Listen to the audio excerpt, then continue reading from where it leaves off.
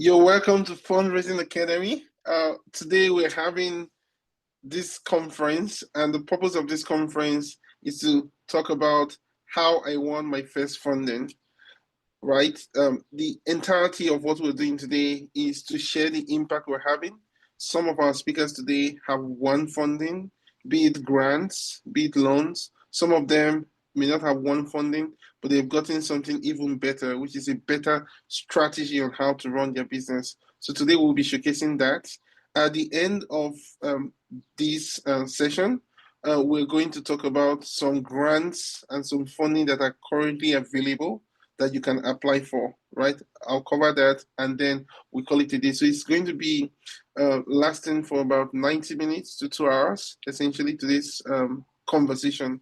Um, this is going to be the first of many series of webinars that we're going to be having over the year 2025 and by God's grace 2026. Once again, I want to welcome everybody. I know you are joining us from across different parts of the continent, and some of you are joining from Nigeria and other African countries. Some of you are joining from the diaspora, and I want to say you're welcome to today's conference. I will be moderating and not really speaking, especially for the first half of today's conversation. The lead speakers we have today would drive the conversation. That is from Christine to Mulukwe to Al Hassan and Mata. They would have time to introduce themselves and dive deep into a number of topics, which includes their story, their testimonials, how Fundraising Academy has impacted their businesses, their lives, and how they currently do things. Okay, so you will hear from them first, and I'm super excited to have each and every one of you join us. But by way of introduction, I would like you to meet me. My name is Blessing Mene.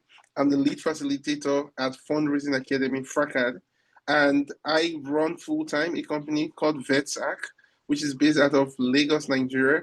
We provide access to raw materials and credits to farms across Nigeria, 12 states in Nigeria. So we're currently in 1/3 of the country.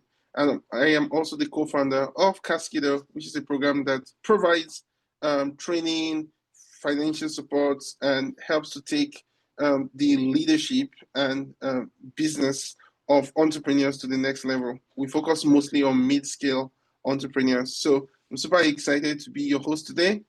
Just to talk briefly about my background, I love leadership, strategy, fundraising, and technology. I have two master's degrees, one in entrepreneurship and innovation from Rome Business School, and I have an executive MBA from Quantic.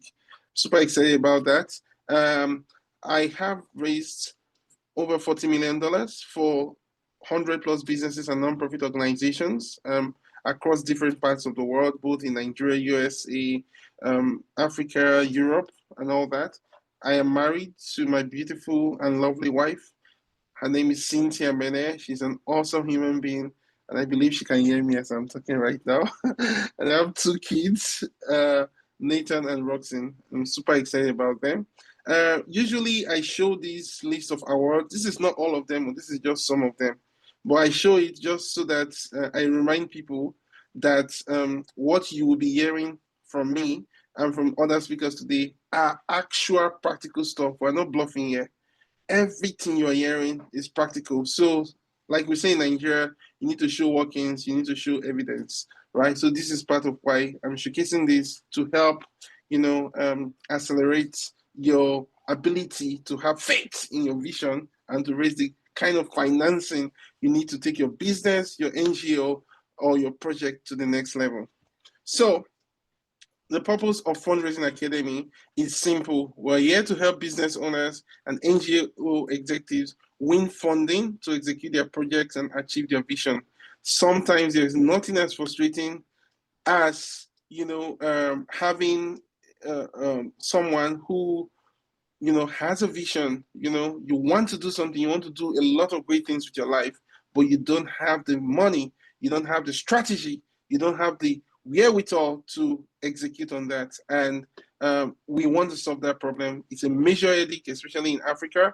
It's a major headache for people in diaspora, and that is what we're focused on solving. So everything is geared towards helping you know what you should do, understand your strategy, and get the financing you need to make your dreams come to pass. And this is a very serious thing, and we're taking it very seriously. Okay, so meet our speakers today: Christine, the CEO of ESK Health; Modukbe, who is the CEO of Right Fit Marriage Academy; and Hassan, who is the CEO of Alltech, which is a non-profit organization that builds technology for several organizations; and my one and only Martha, who happens to be the executive director for MomSports, right? Empowerment Initiative. So they would all introduce themselves and go deep into why we're here today. So I would like to get the ball rolling immediately by inviting our first speaker. I don't know if Christine, you're ready. If you are, I would like to, let me add you. Hello, Christine, can you hear me? I'm going to request you to unmute.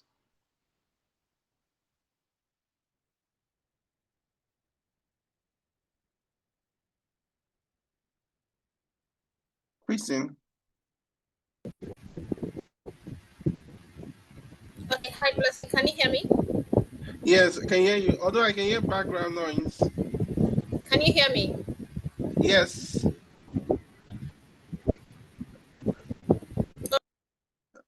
Hello, Christine. I think the background noise is quite much. So is it okay if you quickly like switch to a less noisy place? Then maybe we take Modupe first, then you come second, if that's okay. Just do like this if you understand. Okay. So let's start with Modupe, Mrs. Modupe, a hearing. Hi, Modupe, can you hear? Can you hear me? Awesome. I'm going to ask you to unmute.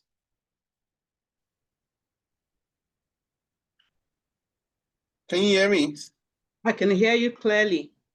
Awesome. Awesome. So let's have you introduce yourself. The floor is yours. We have about 10 minutes.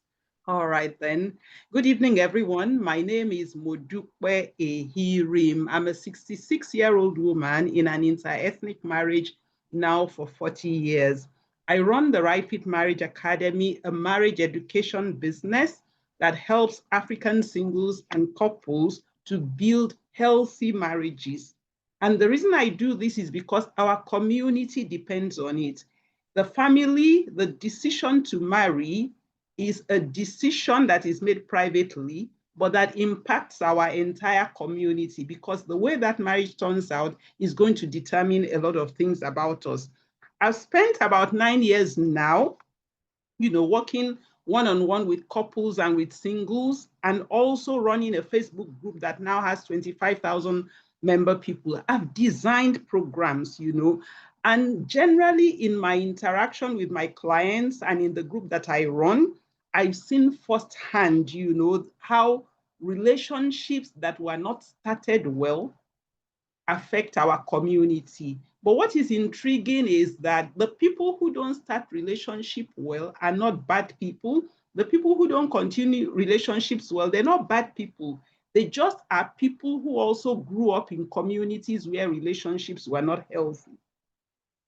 For the last 9 years, I funded all my efforts by myself. And so I knew that marriage education could be a powerful tool for changing our community, but I was limited by the amount of money that I had. I was limited also because the people in our community do not have a lot of disposable income to pay me the fees for the services which I was rendering.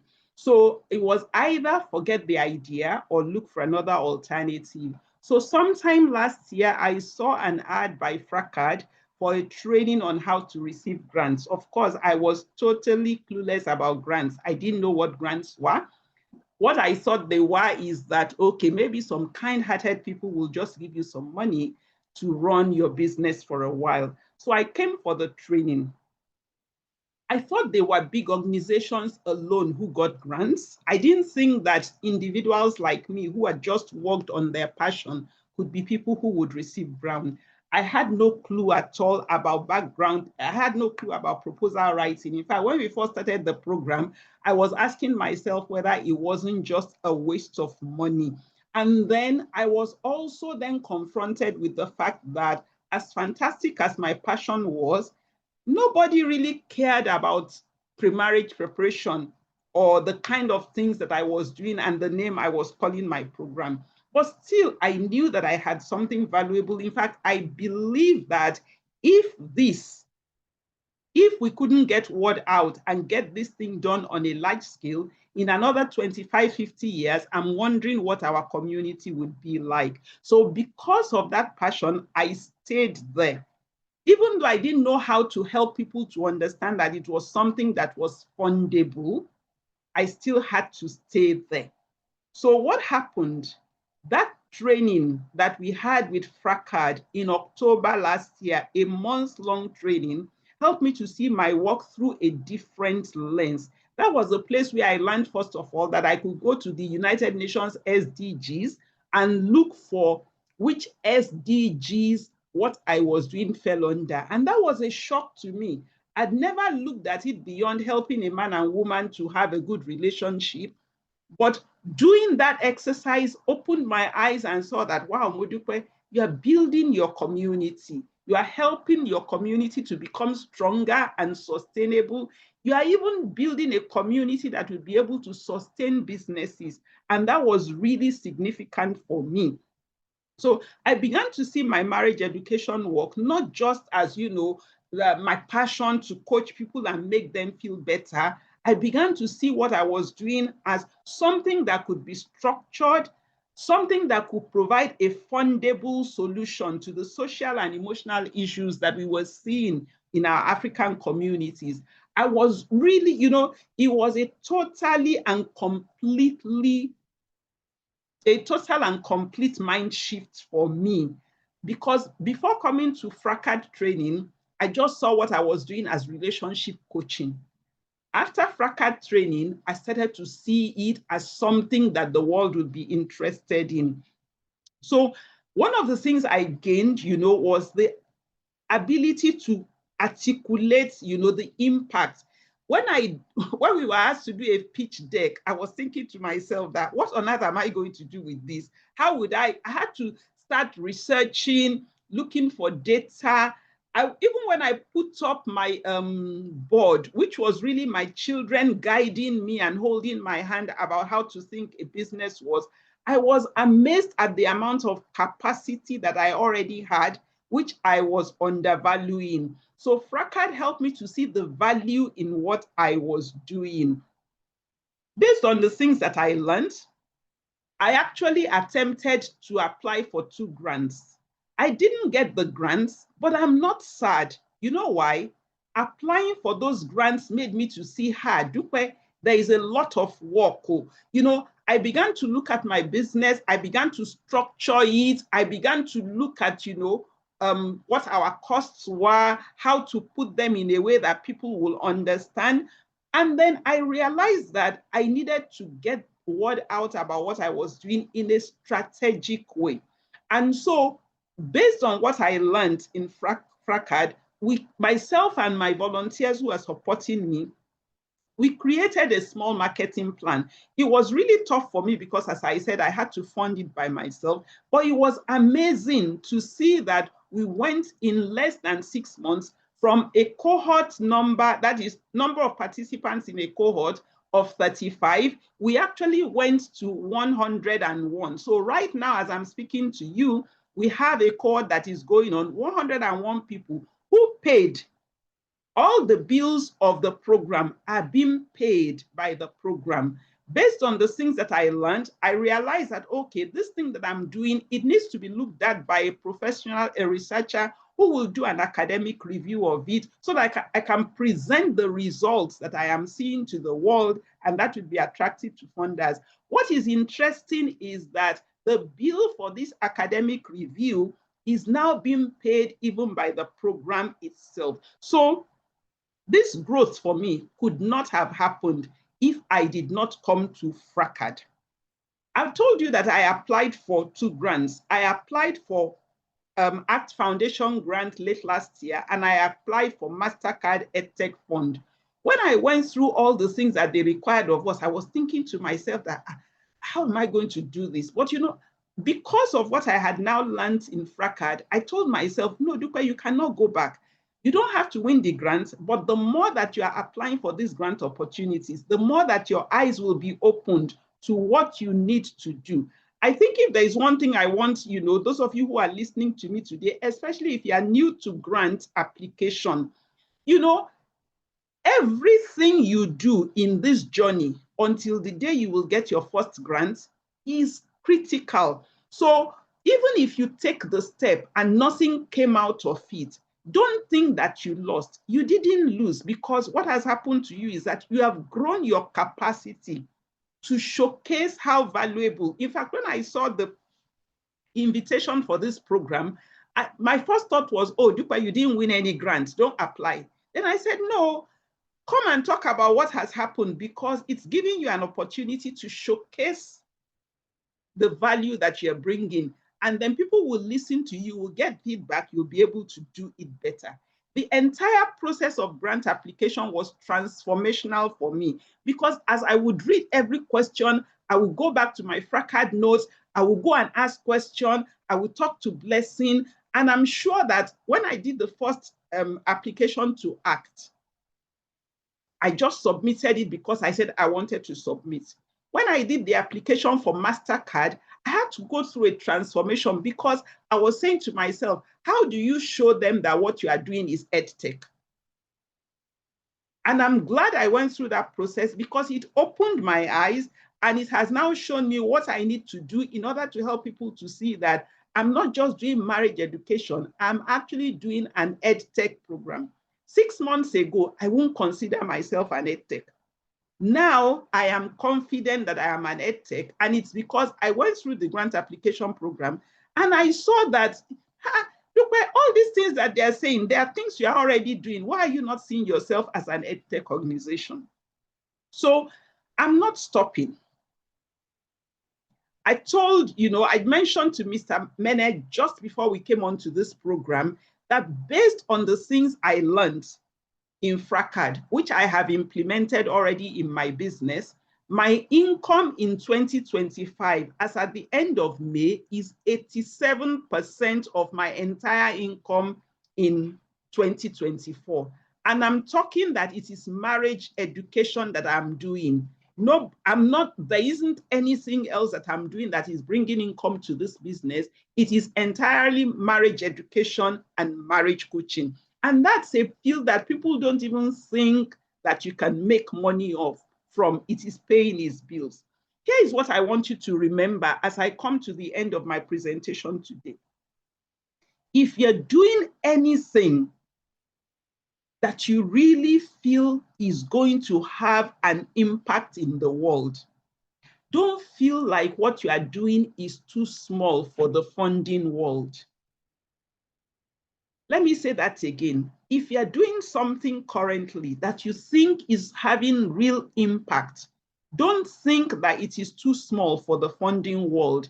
When I came to FRACAD, I was thinking nobody would want to fund marriage education. Now I've been transformed into believing that marriage education is an EdTech business. And of course, that's my passion going forward and getting everybody to look at things the way that I look at it. Your work is valid. That's what I found. FRACAD didn't just teach me how to apply for grants. Of course, I know that. FRACAD didn't just teach me how to do a better business. Of course, I know that. FRACAD showed me that the work I'm doing is valid. It is scalable and it is fund-worthy. And I'm not stepping back. At 66, I believe in this, and I'm looking for grant opportunities that would allow a 66-year-old woman to continue to do what she wants to do. So even though I haven't gotten funded in the grant applications, I'm now going to walk into every opportunity that comes my way, knowing that I'm not guessing. I'm growing. I'm doing meaningful work. I'm not going to wait until I feel big enough. So I'm going to say to you, start where you are, learn the language, try the first time, and continue to try again. This may be the beginning for me, but it's definitely not a place I'm going to stop. I'm going to continue until my business is funded. Wow. Thank you so much. Thank you so much, Ms. Modupe. You know, one of the things I love about your story is how, like, I'm deeply inspired by your ability to be open-minded, to want to learn, to want to be better. You're not slowing down, you're pushing. And for me, that's inspirational. And I think it's the right attitude to have with these sort of things, right? And then secondly, something that really inspires me about you has just been the fact that you came into Fracad. I tell people we call it fundraising academy, but really, like, we're discussing strategy. There are times we're discussing sales. Well, there are times we're talking about human resource issues, right? So it changes from cohort to cohort based on what the cohort wants, you know. And so I always try to emphasize to people that it's not like you said, somebody is sitting out there wanting to dash your money. No, it's like you must have a project worthy, right, of being financed, and taking out the time to do that basic work of getting your strategy right, getting your data systems right, measuring your impact, so that when you're talking to a funder, you're actually ready to win, right? And so I'm always excited to hear people who really take that sort of benefits from the academy and run with it. And hearing that as of today, your income is already 87% of what you achieved for the whole of last year is completely like mind blowing. It's mind blowing. So thank you so much. Thank you so much. Really appreciate you sharing your story. And guys, if you're looking to take your marriage to the next level, if you're looking to spice up the quality of your home, right? And for those of you who are not married, you're trying to get married, you're dating and all that, make sure you register for the Right Fit Marriage Academy. How much is it? Okay, I do a program for singles, Get Yourself Ready for Marriage program. It's a 12-week group coaching program, and it's 42,000. The next cohort is starting in September, and registration is already open. For the married people, the 12-week group coaching program for them is going to start in August. That is something that I started developing after I took Fracad.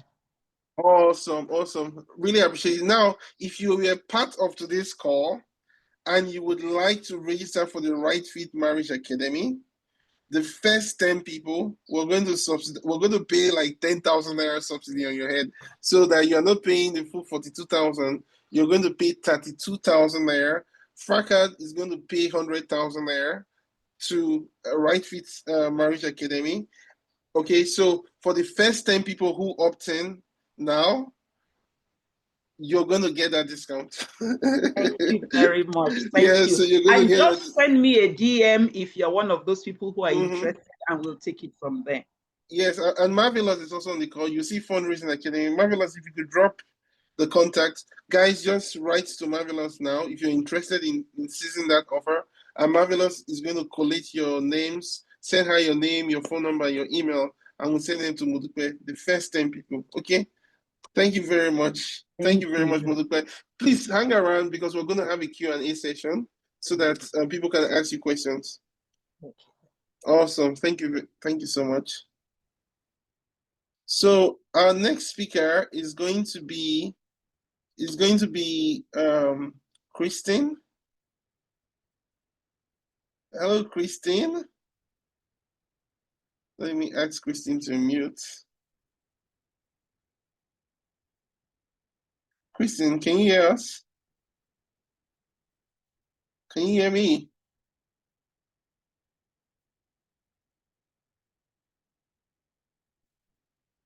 Okay. Yes, I hope the background is less noisy. It is less noisy, although we cannot see you though. Oh, really? My camera is on. Okay, I don't know why. I cannot see you. Do you want to switch it off and switch it on? Okay, let me do that. Let me see. Okay, let's see if that's gonna work.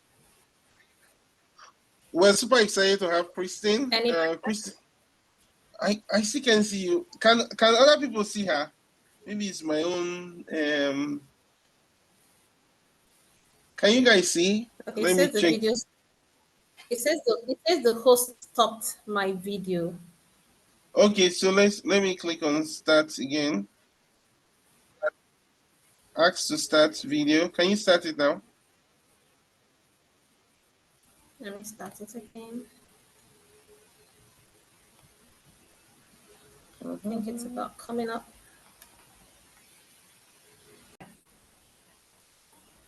Yeah, so Christine is our second speaker. Christine Omowumi participated in the last cohort we just completed a few months ago.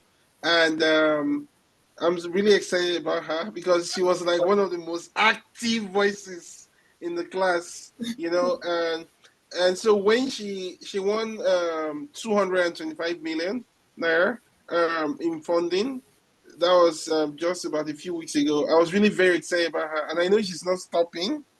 She's going to press more for more funding. So, Christine, the floor is yours. We'd like to know more about you, hear about your business briefly, talk about how Fundraising Academy has impacted you, you know, and what other people can learn from you. Please, the floor is yours. You can go ahead. All right. Fantastic. Good evening, everyone, or good morning, depending from where you're joining. It is an honor to be here. My name is Omowumi Christine Emmanuel Oga, fondly called CEO by a lot of people, and I'm the CEO of XCare Health. At XCare, we are a primary hub that provides access to pharmaceuticals, laboratory, and vaccination services all in a one-stop location. I am a pharmacist, and following the previous trend of Blessing and the first speaker, I'm married to one man and I have three beautiful girls. And it is indeed a pleasure to be here. So going straight to it, um, my story is I started XCare in 2019, actually. So from savings at my 9 to 5, I started the business and pretty much just hustled it. And then I took a debt from one of the commercial banks in 2020, I believe it was an finance. A very nice experience. Why? Because it was like every market day, the interest rate was changing. Today, you get a mail saying interest rate had gone to 32%, it had gone to 30 something percent. So it wasn't fun. But for many business owners, you typically start that way. But I knew that there was something better. And so I kept at it. And then in 2024, I had attended the program, and that opened my eyes to saying, you know what, that you could raise grants, you could raise funding from investors. And I said I was going to try my hands at this, and so I applied to Cascado, and then I got in. I got into Cascado, and when I got Cascado, I realized it was almost like I had been dropped into a strange land because everybody around me had raised some form of funding. They either raised equity from some interesting investors or had raised grants. And I kept asking, how do you do this? What's going on? Why did I know about this? And I recall two major people told me, get close to Blessing Mene, speak with him, learn from him. And then January 24, I found out that I'm used to calling it Fundraising Academy, but I found out that Fracad was going to start. And then I keyed into it. It was a no-brainer for me because I knew that if you wanted to access some kinds of funding, you needed to have the right mindset, you needed the right knowledge. And so I keyed into it. And it was a very interesting session, 1 month. And for every night we had those sessions, we typically we'll start from 6 p.m. and sometimes we run into 1 a.m. and we're not ready to stop because it was such a wealth of knowledge. But one of the things that I learned from Fracad was how to narrow on my problem statement. Many times we run businesses, but you really can't say what you're solving. And Fracad made that very easy for me. What is my problem? Who am I solving this problem for? And what is the benefit they are going to get from it? And by narrowing this down, I was able to sell that same information to my team. And so it's very easy now. When you come to us and ask us, what do we do? Tell you we provide a one-stop solution for your basic healthcare needs. Before now, I wouldn't be able to say that. I would perambulate and go around coming to the same point, but I could not articulate this in one or two sentences. And that was very key coming into Fracad. Another thing that coming to Fracad did for me was it made me narrow down on who my customer is. Who are you solving that problem for, right? It was very critical because a lot of times I'll see people and they ask you, who's your customer? I run a retail pharmacy. I would say everybody's my customer. I serve the old, I serve the young, I serve the middle aged. So I typically would say everybody is my customer. But then it taught me to go back, look into your data, narrow down on who your customer was or who your customer is. And being able to do that helped me coin my messaging very well. At Fracad, I remember then Blessing would expose us to a lot of um, businesses out there. We would see what people were doing, and it was just very interesting. When the way he did the introduction, the first day we met him, he talked about his background and the funding he had raised. And I recall telling my husband, imagine one human being has raised this amount of money for his business and for others. And I kept saying, so why am I stressing my head like this? It means this is possible, right? And I told Blessing, wherever you go, I'll follow you, right? I must raise this funding. And it was a pretty interesting journey. As busy as Blessing is, right? He knows I disturb him. I disturb him a lot. But the Fracas journey was interesting. And one thing it showed you was if you do the work, you will get the results, right? I did the work, I consumed a lot of videos. But beyond learning how to tell your story or coin a pitch deck, another thing we did was we understood our numbers. We understood the different types of ways of raising funding. And that was critical, right? Before then, not many people knew how to raise equity. A lot of us, yes, knew about this because traditionally we take loans from the bank. But we saw that there was a big picture out there.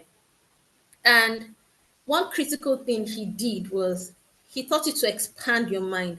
So I'm a pharmacist, and typically in the retail pharmacy space, we're very myopic. We're very into what we do, forgetting that there's a big picture out there.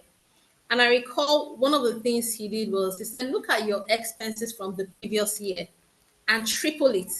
And then that would determine the budget you want to run, the budget you need to raise for a new year.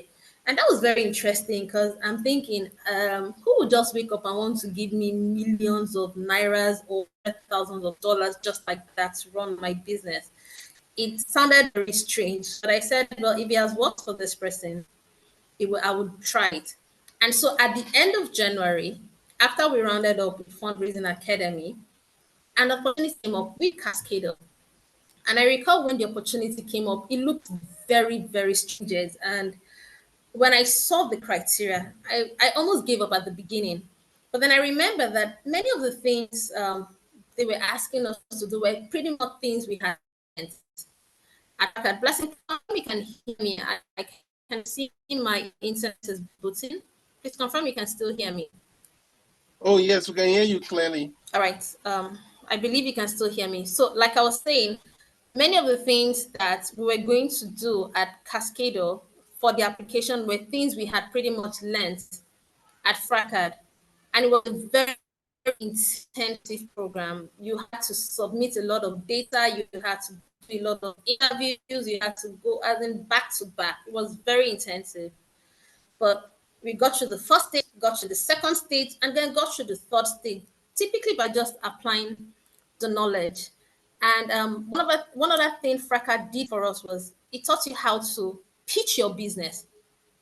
I remember Blessing had another program I attended, and you come up to this audience and literally just pitch your business. It was very interesting because you got feedback and it made you bold. And so coming up to a room full of investors to pitch, it wasn't a difficult thing to do.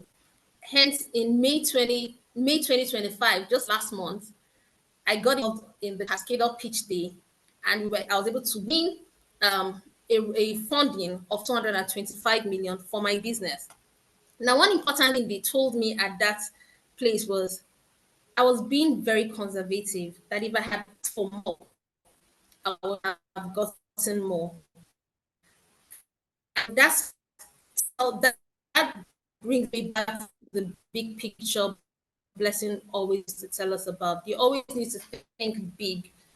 Always need to think big about your business, because sometimes investors are interested in people who are going somewhere to happen, people who are going to make a huge change. So if you ask, this is me raising 220, and I told Blessing, there's no stopping me, right? And I'll keep trying to raise more funds. What I would encourage every one of us here is,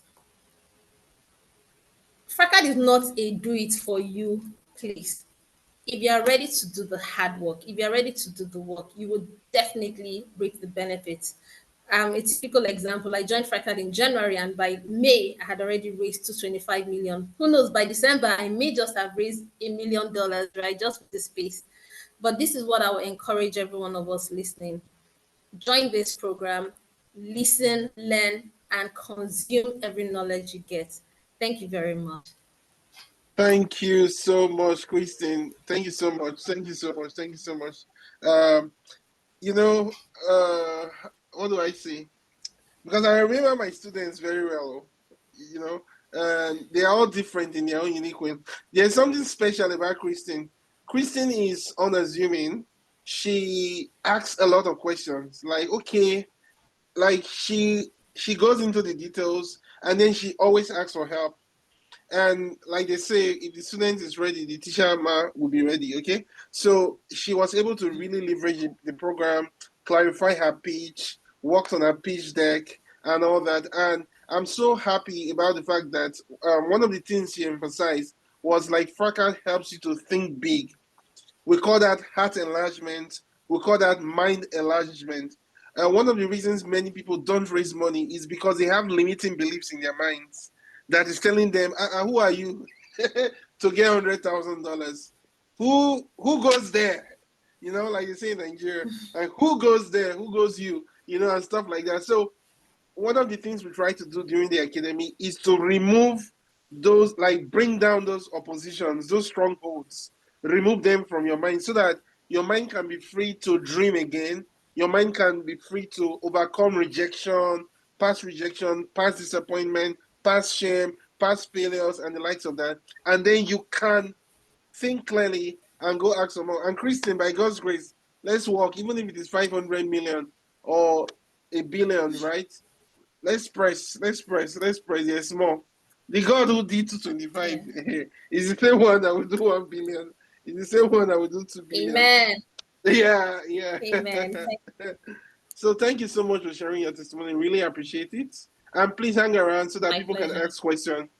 Okay. All right. Thank you so much. Thank you so much. So our next speaker, I'm going to invite our next speaker up right now. Our next speaker is going to be Al Hassan. I don't know if Al Hassan is here. Al Hassan. Al Hassan. Awesome. You can start your video. You can also unmute. All right. Awesome. You're welcome, Al Hassan. This is a very big honor. It's a pleasure. Good evening, everyone. Good evening, Mr. Blessing. I am very much pleased to be here. Awesome. Yeah. The floor is yours. Thank you. All right. So good evening, everyone. My name is Al Hassan Atama. I am the founder of All for Tech Empowerment Foundation. So we call it All for Tech. Basically, the idea was that all problems could be solved using technology. I know this is a very big dream, and we've been dreaming and we've been achieving this dream one step at a time. So initially, I had a tech background. I used to be a software engineer, and my journey was a bit patchy and rough, so a lot of scholarship, a lot of programs, a lot of boot camps, in the software world. And when I actually made it to some level, I started thinking, how can I really give back? Because at a point I got a job with a remote company in the US, and one of those things I started thinking was our community. How can we really shape it? So the main idea was how to really reduce unemployment. That was the focus of All for Tech. So at a point, I lost the job because of the Russian-Ukraine war, but initially it was just fully funded. I never even thought that a small organization like that could really get something they call grants. A friend was telling me I was doing things wrongly. We could actually get funding and get support for things like this. And then she introduced me to Mr. Blessing, sometimes in August 2023. Sorry, July 2023. So luckily, we were like part of the first cohort of the fundraising academy. I remember clearly that that class started August 1st. It was like a marathon class that normally starts 7 p.m.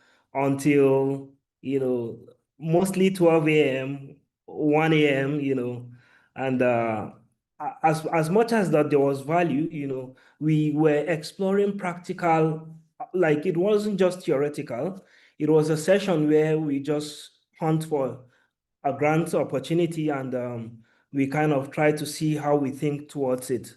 So I think my first formal grant application was a Gates and Melinda application, which we actually lost. But then it widened my mind. It made me learn. So when I started the fundraising academy, I started checklisting myself. I actually don't deserve to win this grant, So sustainability, of course, problem statement. I did that checklist myself, and I don't really deserve to be there, So one of those key things that we really learned was you write grants to win. Basically, you write grant to win, not because you just want to impress someone or something, but you need to also be truthful to yourself that yes, this is what you are doing. You understand the scope, you understand your story, and it resonates with you passionately before going into it. So that idea, I really didn't give up easily. I didn't back down. That grant that we wrote and failed. It was basically an AI decision support system for diphtheria. This was the idea, right? So the original goal for our NGO was we get grants, then rehire these talents that we are training, because of course we have existing networks already since we are training our tech guys. So we use this existing network to help them look for job. But this model was not scaling. So we started looking for grants ourselves so that we feel if we get this grant, it's easier to now reabsorb these guys and, get them starting. So this AI decision system got turned down by Gates and Melinda, no feedback, nothing. But honestly, during that program, I was able to get a lot of valuable feedback from the team, from the class, from Mr. Blessing on how to really repackage this. So around November, or rather October in 2023, another opportunity surfaced. There was this AI research scheme spearheaded by His Excellency Dr. Bosun Tijani and the team and NITDA, and then we gave it a try. We made it out of the first 44 startups, or basically innovators that were solving problems in AI. And this was just an idea that we presented. And then it was able to put our organization out there. That was when we won the first 5 million naira. And it didn't stop there. We were able to execute that, get the publications out there and get everything out there. So I saw something last year, and it was around October last year for Timbuktu. No, sorry, it was around roughly August last year for a program called Timbuktu. I saw a video of the former vice president, Osinbanjo, talking about fintech. So there was something similar that was going to happen for health tech in Rwanda. So I gave it a try, even though they were looking for startups that were into that were already having like VC funds that has raised fund already, not really pre-MVP startups. So we gave this a try, and we're able to get into that program. They gave us a chance and we got into the program, and they felt like pandemics is one of those key problems that were associated like with Africa. And we were able to use the same solution basically pitch, and we got in as the first 5 pre-MVP startups that made it to that list, and the only Nigerian that also made it to that list was me. So what did we get out of that program? Wow. We got our ideas polished. We got the business model, and the class was like more like clean. It was very easy. It was like a piece of cake because we already had that foundational knowledge. I was able to like frame my problem statements, the solutions, map it according to what the customer really needs, who is paying for what, how to fundraise, and all of that. So this was like a very good foundation that the fundraising academy like raised. So, but aside that, there were other little perks, right? I used to be very reserved and quiet. I never had the confidence to really even talk like this before that program, but I've participated in over 10 pitch competitions already from 2023 till now. Basically how to articulate my point, how to structure, how to repackage our stuffs. Then company-wise, one of those things that Fracad really did was to call me to attention. Are you really even ready for this? Like, mark this yourself. What are you doing? Do you even have those basics? You can imagine we have a tech team. We've been doing stuff for people, and our website has been suffering for a while. So it challenged me to say, okay, you know what, guys, let's take this as one of those projects that we build. So let's repackage this website. Let's do it properly. Let's fix things, and let's be clear about our vision. So, and from last year, we've been an organization that has had like sort of a vision, and we've tried to deliberately work through that vision, right? We've had some things like milestones that will really track ourselves, that we know that yes, we're actually doing well. We used to be a team of about 3 people, but now we are a team of we are about 10 permanent staffs with about 15 volunteers that are ready to like just dirty their hands in what we do. So of course, it's been like a self-sustaining organization. I think we are still doing more, and we still need a lot of help out there. But then I think we know what we are doing. I think we also know where we are going now, and we are deliberate about like, okay, really building something, really doing something, to before you can even start applying for grants. You are putting the work out there. So I think aside that, to really itemize those things that Fracad has really done for us, aside the foundational knowledge and being clear about where we want to go or what we want to do as an organization, we've had this mindset to do this internal knowledge transfer thing. We've had a mindset shift. There was this event that held in Abuja. I really tried to see that I'm one of the guys in the team attended that event, but we are looking forward to another upcoming one in Kano, and I think we even mentioned about trying to make it happen, personally. So Okay. yeah. So yeah. So basically, for our organization, I think aside that, other little perks that I've gotten, of course, we've had things like Google for nonprofit. We've had Slack for nonprofit. We use Slack. We use all of those tools free. Yes, we are not paying for it. And then we've been able to win like a lot of AI credits. So most of those solutions that we build, we actually build them like they're already supported by OpenAI, the guys that are behind ChatGPT. And we also have access to use Google Gemini, so we've been able to really package our stuff that we do this, we can do this, and we apply for these things and we just get them firsthand. Even the social media management tool that we use, we have a grant on it, and even some NordVPN This subscriptions. guy, oh, this guy, you have Yeah. got like 5. These are So I massive think grants. Oh. I'll be dropping about I don't know how we want to do it, but I'll be dropping 10 licenses of NordVPN, for the attendees of this call. I don't know Oh, how. nice, nice. I think we're even going to do more. What we're going to do is we're going to host another session. In that session, we're going to talk about we're going to talk about a lot of grants, like all these sort of Slack grants, Google for nonprofit grants. I know Google also had ad credit grants that you can use to run adverts on Google Network and YouTube and stuff. So we'll compile all of those. I think it would be great to even have you speak at that event. Awesome. And then talk about your services too, right? I'm excited. Like I didn't even know you don't go you are on another trajectory completely. I was like, okay, I remember you say you had won 2 grants. I didn't know the other grandchildren that were following those two. So thank you so much for sharing your story, Alasan. Really appreciate it. I think we'll do another meeting. In that meeting, we'll just focus on more grants. And we're going to have all our non-profits attend, all our social enterprises attend. I think there are still some other grants I even have. And then I think I would like you to show up for that also if you want to.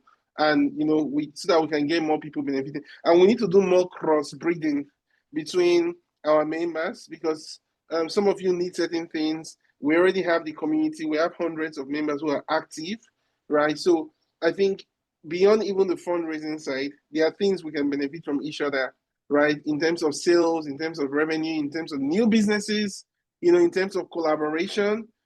I think we're going to talk about that. I think maybe when mom's boot comes up, matter comes up, and also. So, but thank you so much for sharing your story. I'm even more excited to hear your story because I didn't know you had won some other. How do you feel? Yeah, I feel really good. And I also just want to say that I'll be glad to help anybody in the Fundraising Academy. So if you are building a tech solution out there, especially Mrs. Modupe, that is working on an EdTech solution. Basically, I have some experience working on EdTech too. So you could reach out and I could point you to 1 or 2 things and one way to get easy. You don't need to build a fully fledged solution out there, but there are ways to just get started with like an MVP, So basically, then you also taught us that grants, they are not just one, right? You have to be deliberate. They are prepared for. So you need to prepare for it and prepare your mindset, put everything, and yeah. Thank you so much. Thank you so much, Alasan. I'm excited for you. I'm really, really excited for you, honestly. Thank you so much for sharing your story. Super grateful. Thank you so much. Thank you so much. Thank you, Alasan. So, guys, you heard. If you would like to get a NordVPN, I think they use that for browsing online and all that. There's going to be like 10 subscriptions.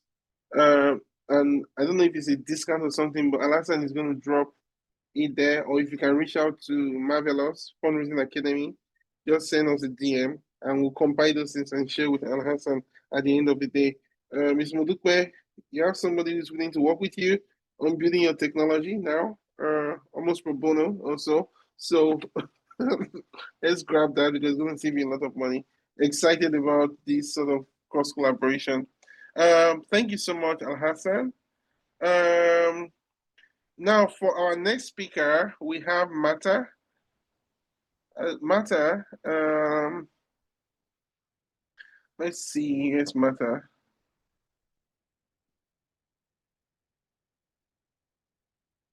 Let's get Mata. Okay, yeah, Mata, okay, you can unmute now. Yeah. Good evening. I've unmuted. Awesome. Can you see me? Yes, I think so. Let me see if I can see it. Awesome. You're welcome. Okay. Thank you. Good evening. Good evening. Yes. The floor is yours. It's good to be here.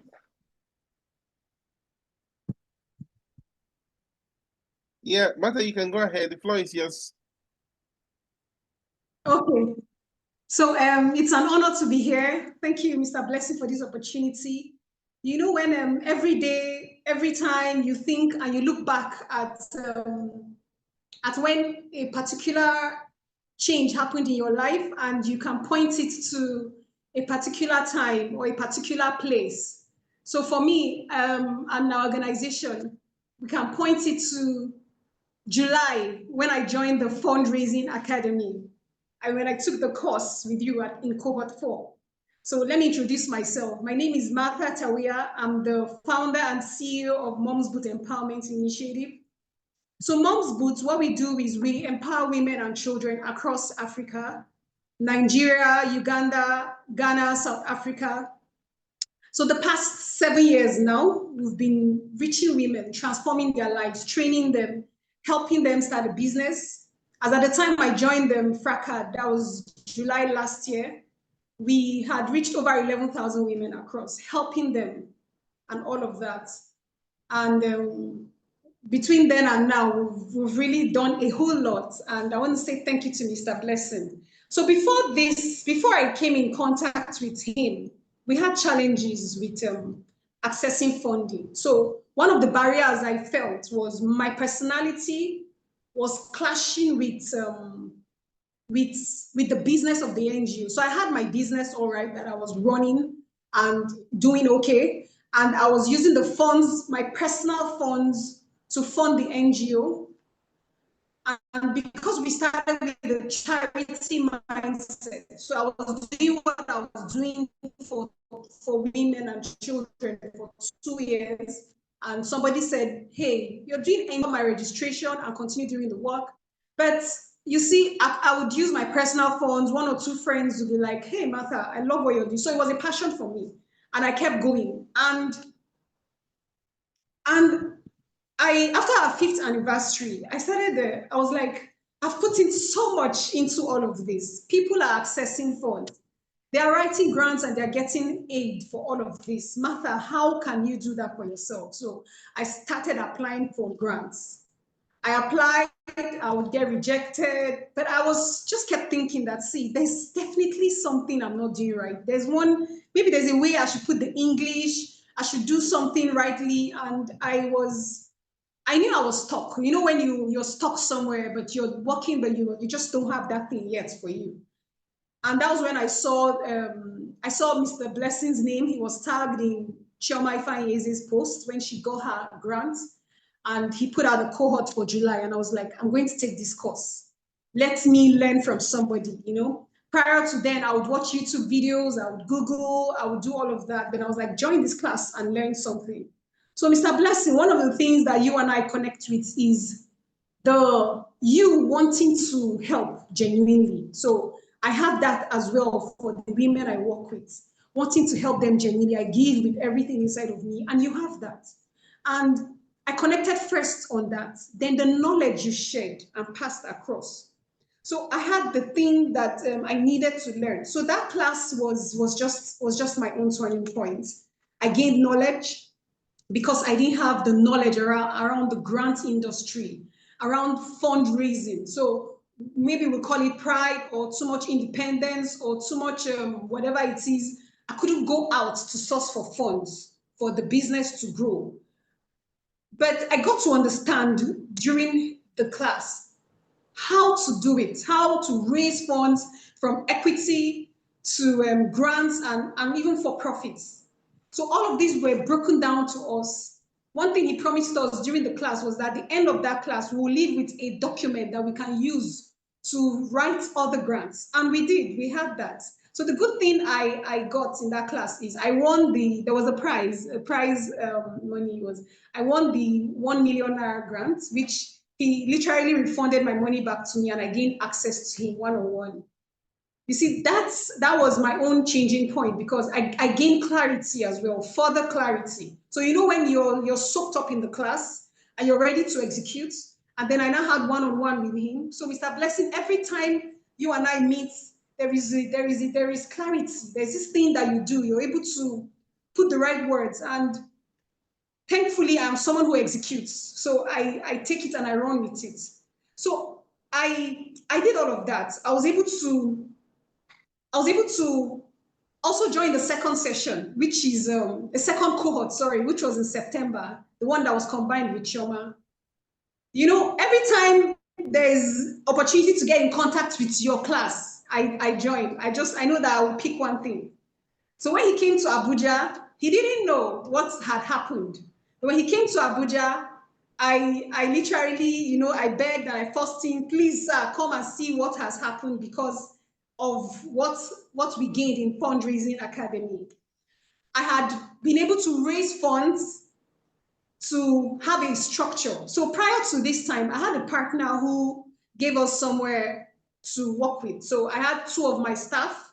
They would be working from there. I would work from home. I didn't have a proper office like my own. I didn't want to be going there, so I left them there. I had my own business I was running.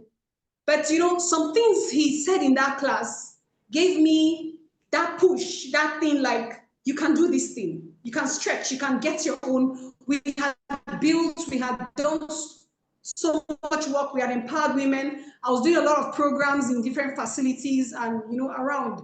But I didn't have my own physical space, physical structure, and I decided that I'm going to raise money for this. So he taught us how to put together a pitch deck. And you see that that pitch we did in class, that practical pitch we did in class, I did a voiceover on my pitch.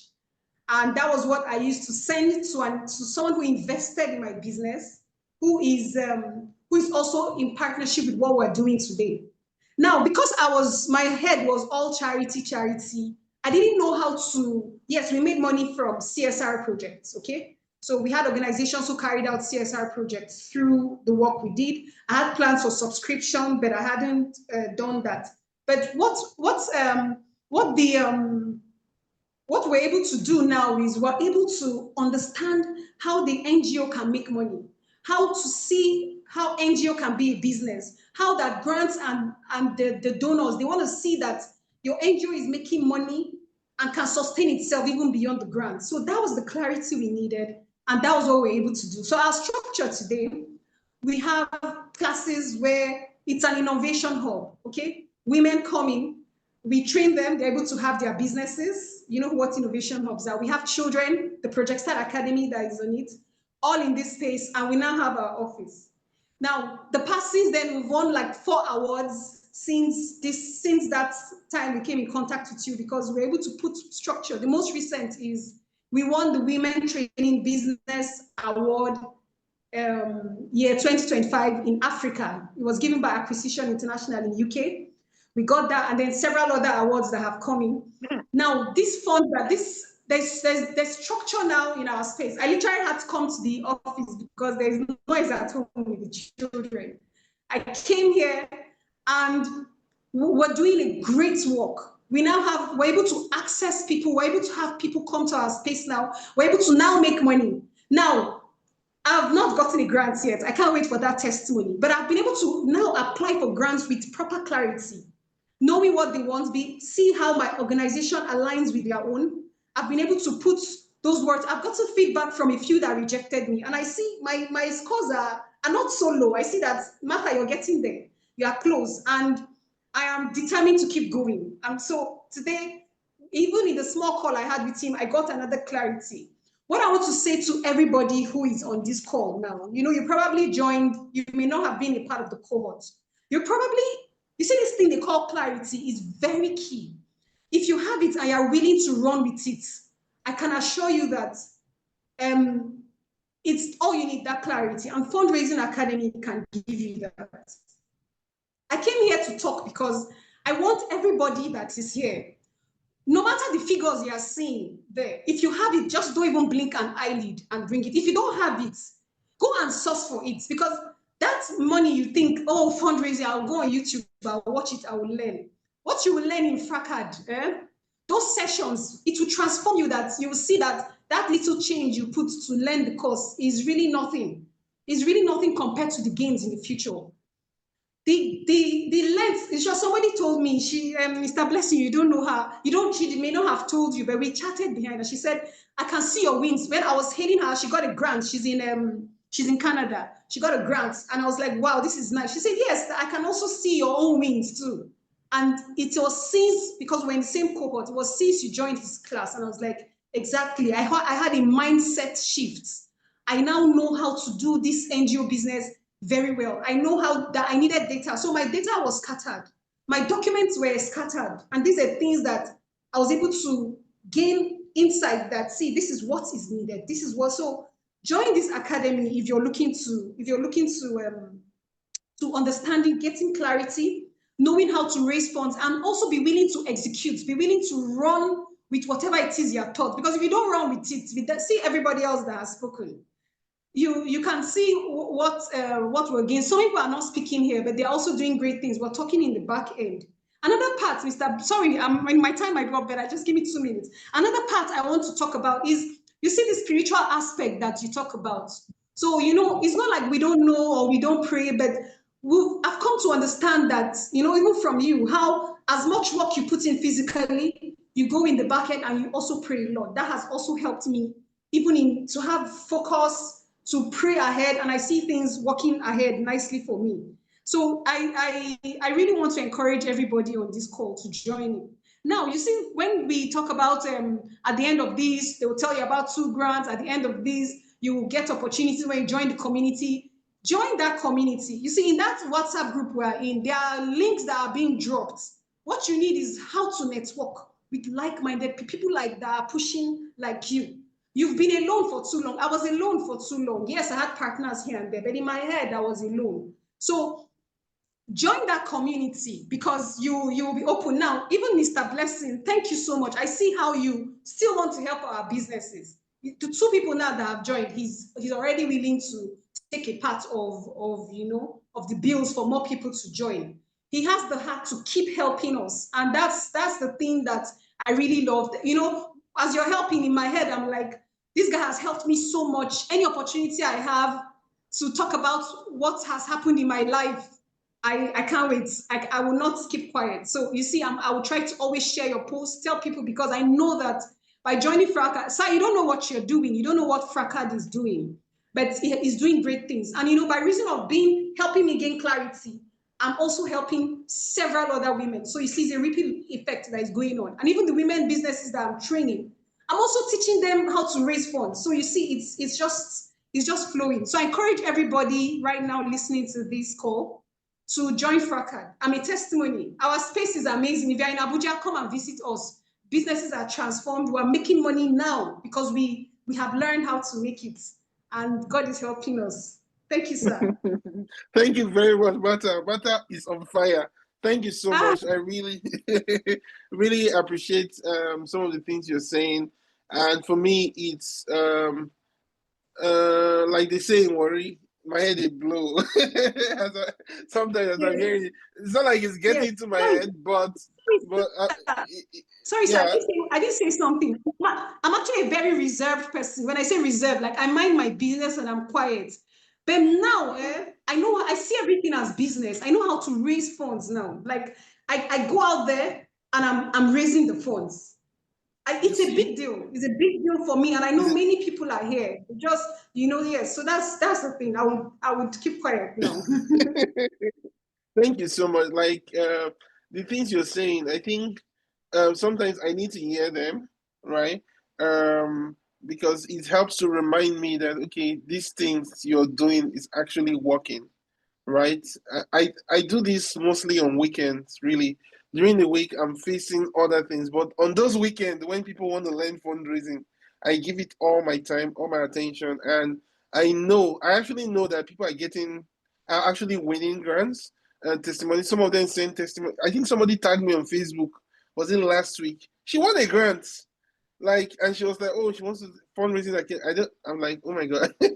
I'm just hearing all these fantastic stories and testimonials.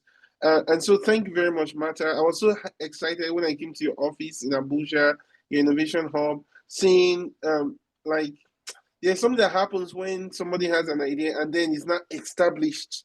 There's not a structure. They not have staff. They have customers. They have clients. It's mind-blowing. And even you being able to raise capital from investors or people who come in to support or partner with you to execute it, that's a big deal. Many people are not able to do that at all. Like at all. They can't even raise their voice. So the fact that you'll be able to do that, that's a big testimony. It's a huge testimony. there's someone on the call, Utone. She came for the program in Benin. I mean, she just won her first grant, right? Yeah, she just won her first grant. So I'm just like happy to hear this testimonial, and I know for sure fundraising is constant. So long your business or NGO is alive, right? Matter. You will continue to need to raise capital every 6 months. Like I posted, I don't know how many of you saw the post that I did on Facebook, where I said I I just wanted to share what I do sometimes, my schedule, what am I doing per time. So one of the grants I applied last night, and I literally had to stand while I was on this same table where I'm sitting right now. I had to stand while applying for the grant because I was tired. My body was a little bit weak. I had gone for exercise in the evening, and all that. But do you guys know that I woke up this morning and I had already gotten an email from the funders. They said they want to have a meeting with me on Monday. I submitted the last night too. Like, and God knows I'm not lying. I can even share my screen right now, or screenshot the this and share on our WhatsApp group. Like, this is the email here. I think I see it. Yeah, I got an email that they want to meet with me on Monday for something I just submitted last night. And for me, that can only be grace. And the reason I emphasize that is because sometimes when you come in contact with certain people, my spiritual father is Moyo Akionjo, is a general in the Nigerian army and all that. And when I came in contact with him, I just observed that the things in my life began to change, right?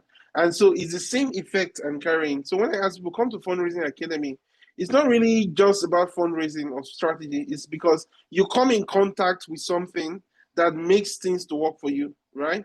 You come in contact, and that, for me, that impartation is really, really critical, Or otherwise, you might do everything right, but if time and chance is not working for you, you're on your own. You apply, and you know when. But if you come in contact with certain people, you just observe that good things start happening around you. Okay, so that is just an extra benefit that you get from participating in Fundraising Academy. Okay, let us move on to Martha. Thank you very much. I want to appreciate you. I want to appreciate everybody who was on the call. Now, we're going to do the Q&As, but before we do that, I would like to share with you guys grant opportunities that you can apply for. Then we then take all the questions all at once. All right. So if you come with me, I'm going to share my screen quickly. I want to give you guys something valuable. So take a look at my screen. What do you guys see? What do you see? Can you type it on the chat? What do you see?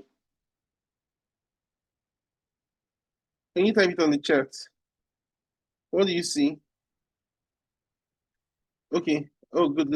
Everybody says they see it. That's good. You see it. That's good. Good. Fundraising is not a single dot. I want you to remember this. Many people think that fundraising is just like something you do. You raise money. You raise money once and that's it. It's a one-time event. It's like your birthday happening once per year, or your anniversary that happens once per year or once in 10 years, whatever, right? No, fundraising is not that way. It's not a one-time. It's not a single dot. Fundraising is several dots. So long your business is running, so long your organization is running, or your NGO is running, you will need to keep raising money. Even Bill Gates was in Nigeria last was it this week? Dangote was with him. A lot of people attended that event. It was in Lagos or Abuja, thereabouts. And guess what? Even Dangote is still raising money. Tunde Elumelu is still raising money. Even the Tunde Elumelu Foundation is still raising money to keep it going. So you that is running your SME, your NGO, or your medium scale business, you need to get it into your score that you will need to keep raising money. And why do you need to keep raising money? Because, like, was it Mrs. Modupe said something? She said that the sales she has achieved now is about 87% of what she did last year. And the year is just getting to the middle, right? So which means that she's most likely going to hit 2x her sales for 2024, right? Now, what happens is that because you're selling more, you're having more customers, you're increasing, you're being enlarged, it means that the kind of project you want to do will grow bigger and you will need more money, right? Therefore, you need to raise more capital. That's just how it works. So Fundraising Academy is going to remain constantly relevant to you, right? But the reason we ask people to attend is because, just come and get the basics. I mean, I get calls a lot. People chat me up, oh, sir, we'd like you to write a grant for us. We'd like you to do that. I say, see, we have an academy. Come into the academy and know this thing for yourself. After you have known it for yourself, we can talk about the other one. So fundraising is about connection of dots. The second thing I want you to remember is that it's not about going out to ask people for money or organizations for money. You are not begging. You're not a beggar. You are only giving people an opportunity to participate in your vision. Always think of framing it that way. You're not going out to beg. No, you have a fantastic product, a fantastic service that will change lives, that will transform businesses or the lives of your customers or what they're doing. Therefore, you're giving people an opportunity to participate in joining you on this trip. That's it, right? So I always tell people that before you raise capital, you must focus on becoming fundable, right? So there's a difference between fundraising and fundability. Fundability is the foundation, right? So what are the things I need to do to be able to raise money? Okay, you are saying fundraising. I want to raise 10 million, 100 million, 500 million, whatever it is, whatever your target is. What are the things you need to do to be able to hit that? That is what we call being fundable, right? And I will always say smart CEOs focus on fundability before fundraising, right? And what we do at the academy is to teach you how you can become fundable. Is to walk you through the hard work, the grit, needed to raise the money that you need. If you do, like Dr. Stephen Covey said, if you carry one end of a stick, you automatically carry the second end. Whatever you're doing, if you carry one end of a stick, you automatically carry the second end. If you do what should be done, you will get the money you need to get. That's the assurance I can give you, right? So Fundraising Academy is here to help you tell your story better. It's here to help you become fundable. And most importantly, we want to help you win funding successfully. And there are different ways monies can come. Number one, of course, everybody likes grants because it's free money. You don't have to pay back, right? Essentially. But you can also raise equity. You can also raise donations. You can also raise what do you call it? Sponsorships. You can win contracts. Something happened in Q2 this year. We won a contract. The money we're making from that contract is more than the entire profits my organization has made since we were founded. Since we were founded, the money we made. So I'm telling you, this year, we decided that maybe we just close office. Let's just close the office. We're not working again. The money we have made is far more than what we have made since we started today. And it's just mind-blowing. It's mind-blowing. So guys, join Fundraising Academy because we're here to help you win cash. And even if you're an alumni, we'll continue to work with you. If you need to apply for grants, we need to teach you, advise you, support you. We would actually do that. So if you want to raise grants, equity, loans, you want to bid for contracts, or you're looking for sponsorships and those sort of things, this academy is the right place for you. Again, you will learn how to do it and you must be ready to work. Everybody who has participated in the academy knows that it will not happen that I will tell you. I always tell people it's 2 hours on the weekend. At the end of 2 hours, you can go. But I always realize that almost every student waits behind. Why? Because I will work with you for that 2 hours. I will deliver what I promised. But then we stay another 4 hours. Why? Because we're entering everybody's business, going into the details, advising here and there. And it's always different. So each academy or each cohort is different from the other, right? Just because of the combination of CEOs who are attending. So I try to customize it to add value to each person so that you leave knowing that you are living better than you came in, right? And I try to deliver to you. So if you're paying, let's say 500K or 800K, whatever you're paying to attend the academy, I'm always thinking, how do I give you 10x that amount, right?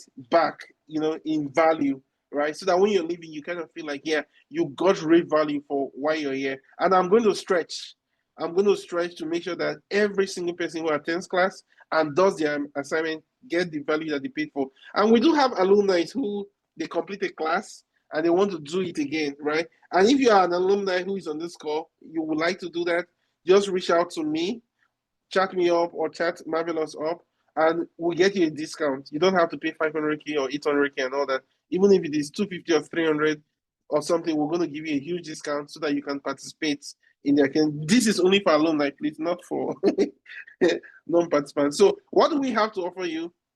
We have what we call Fracad Intensive. It's a 1-month course. You get full access to the curriculum. You participate in weekly live coaching, which happens on weekends only.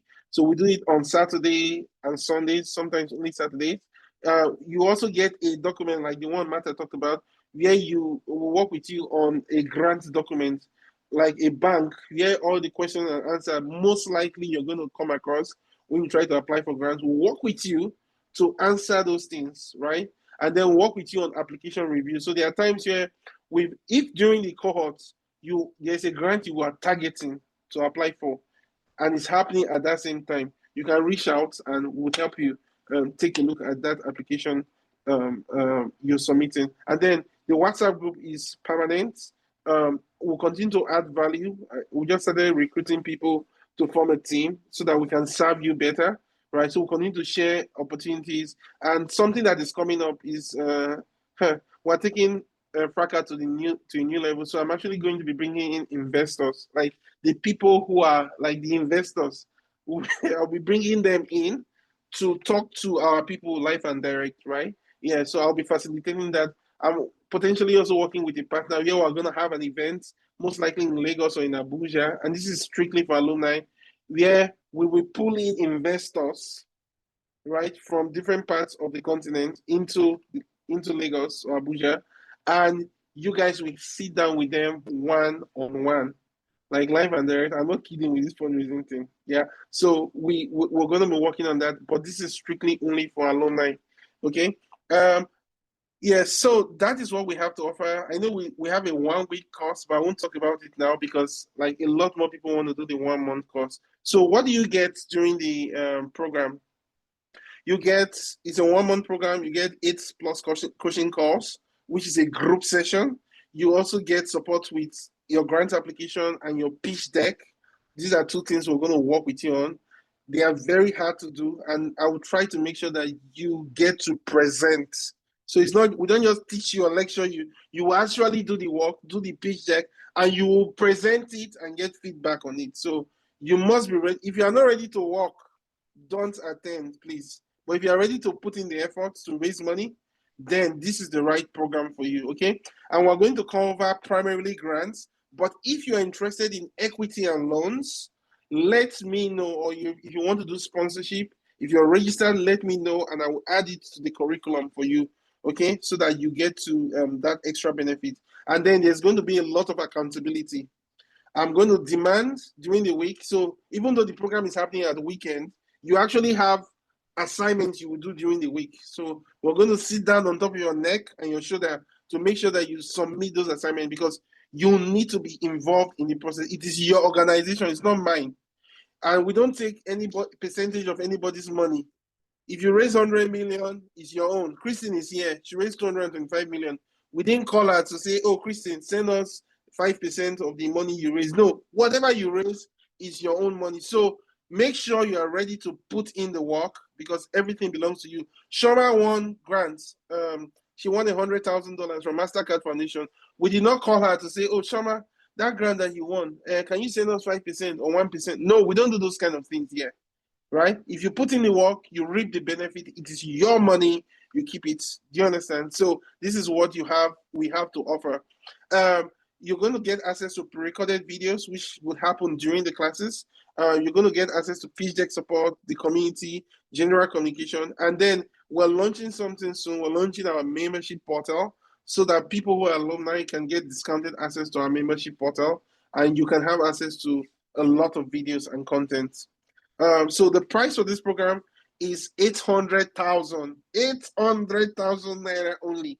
And some of you, especially the people who came from cohort 1 or 2, they were very lucky because during their time it was 10,000 and 50,000 naira. But like I said, I'm a founder, so I'm always iterating and making this thing better over time. So as of today, it's 800K, yeah, to 800K.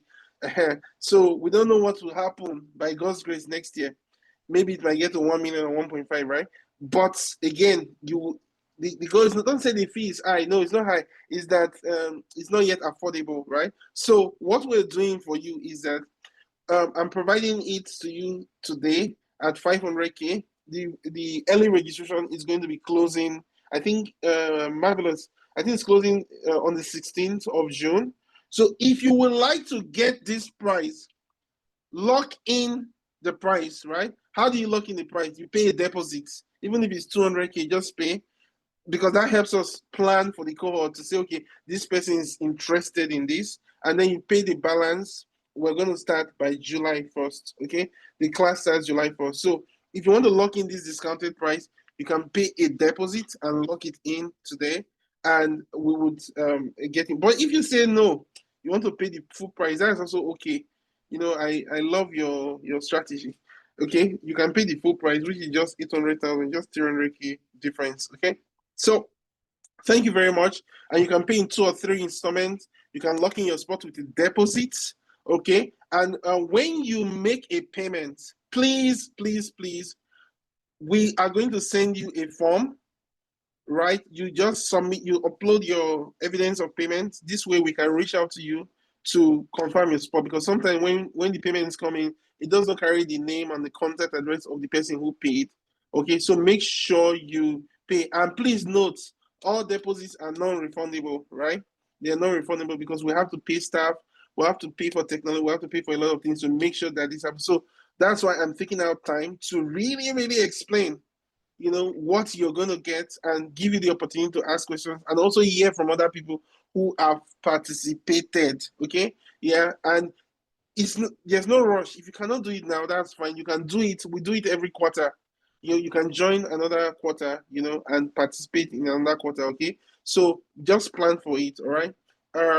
Now, when you pay, send your proof of payment to the link you're seeing on the screen, right? bits.ly/43fs CLIW. Send your proof of payment there, and our team will receive it, and we're going to contact you 1 or 2 weeks before classes start, right? We're going to contact you so that we can start onboarding you on top of the program, and then on July 1st, we roll out in July and go win some money. Now, thank you very much for listening. I would like us to take questions now. I want you to ask questions to Modupe, Christine, Mata, and Hassan. I like to ask questions.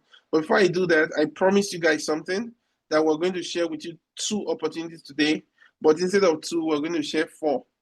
The first one is Develop Ventures.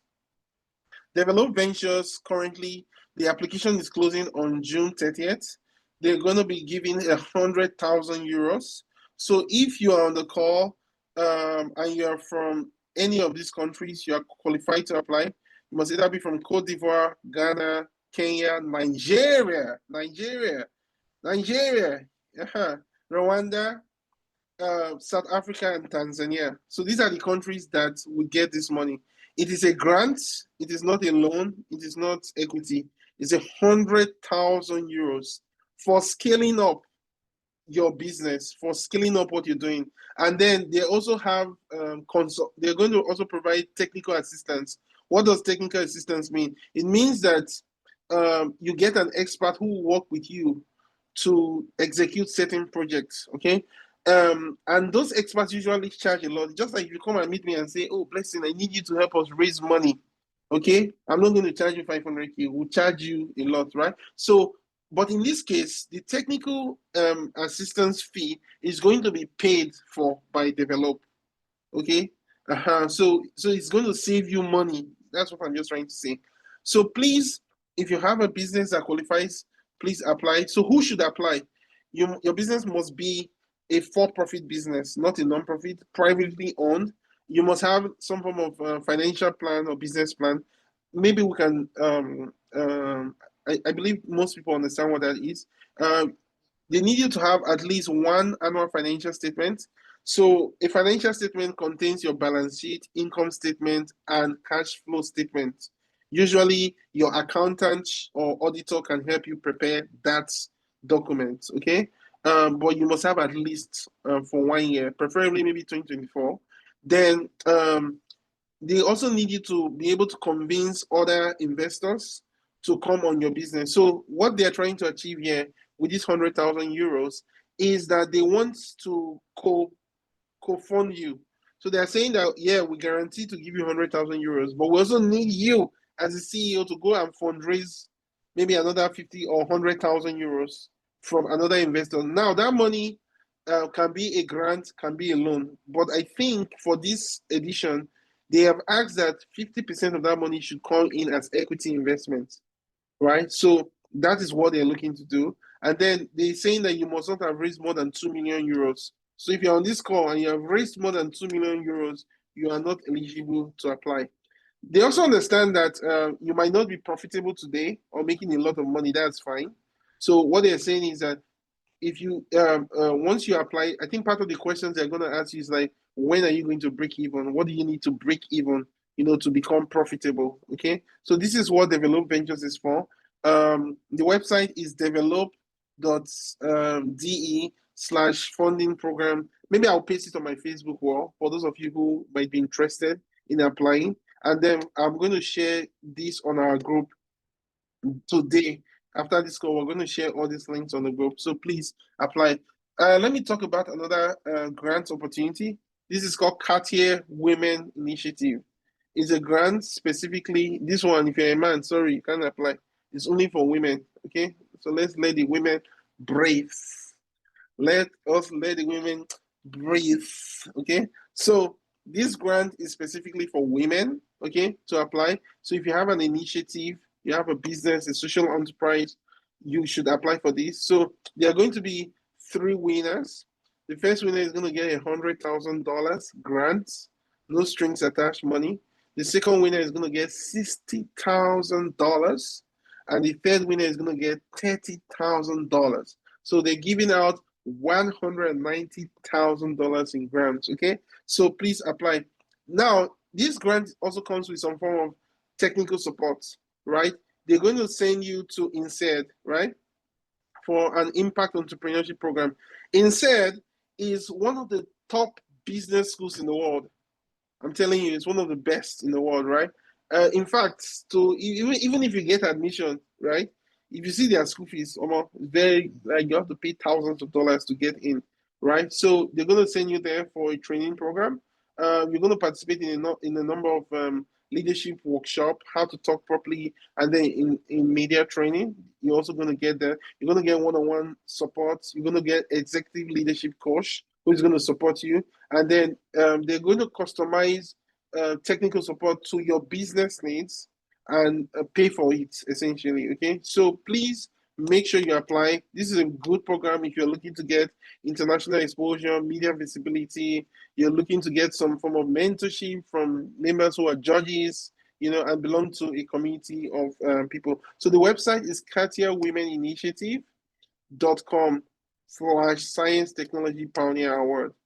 That is the website. We're going to share this website on our WhatsApp group. So we have a group for people who are just even looking to join the academy but have not joined. We'll also share the links to you guys so that you can apply. The only difference is that the people who have done the academy will have sometimes like better idea on how to do the application. Let's talk about the next one, Slingshot. So Slingshot is more for startups, right? Startups are the ones who can apply to this one, right? So you need to be running a startup. It's closing in about 1 month plus 33 days. This is a really good program you can apply for. They're going to be giving up to $2 million, right? And it's a global program. So essentially, the way they run it, they run the regional finance, and then if you make it to the overall finance, they'll fly you. I think, is it going to be in Singapore? They'll fly you to Singapore for the finance. I like that. So Singapore is one of the countries I really I'm looking forward to going on vacation sometime in the near future. And primarily because of Joseph Prince. He's from Singapore and he's one of the people I respect and love a lot, right? So I'm hoping to meet him one of these days. So this is a good program. I'm not saying I'm applying, but I'm just saying that this is a good program. If you're looking to apply, go to slingshot.agorize.com to apply. And this one is specifically for startup businesses if you're doing technology.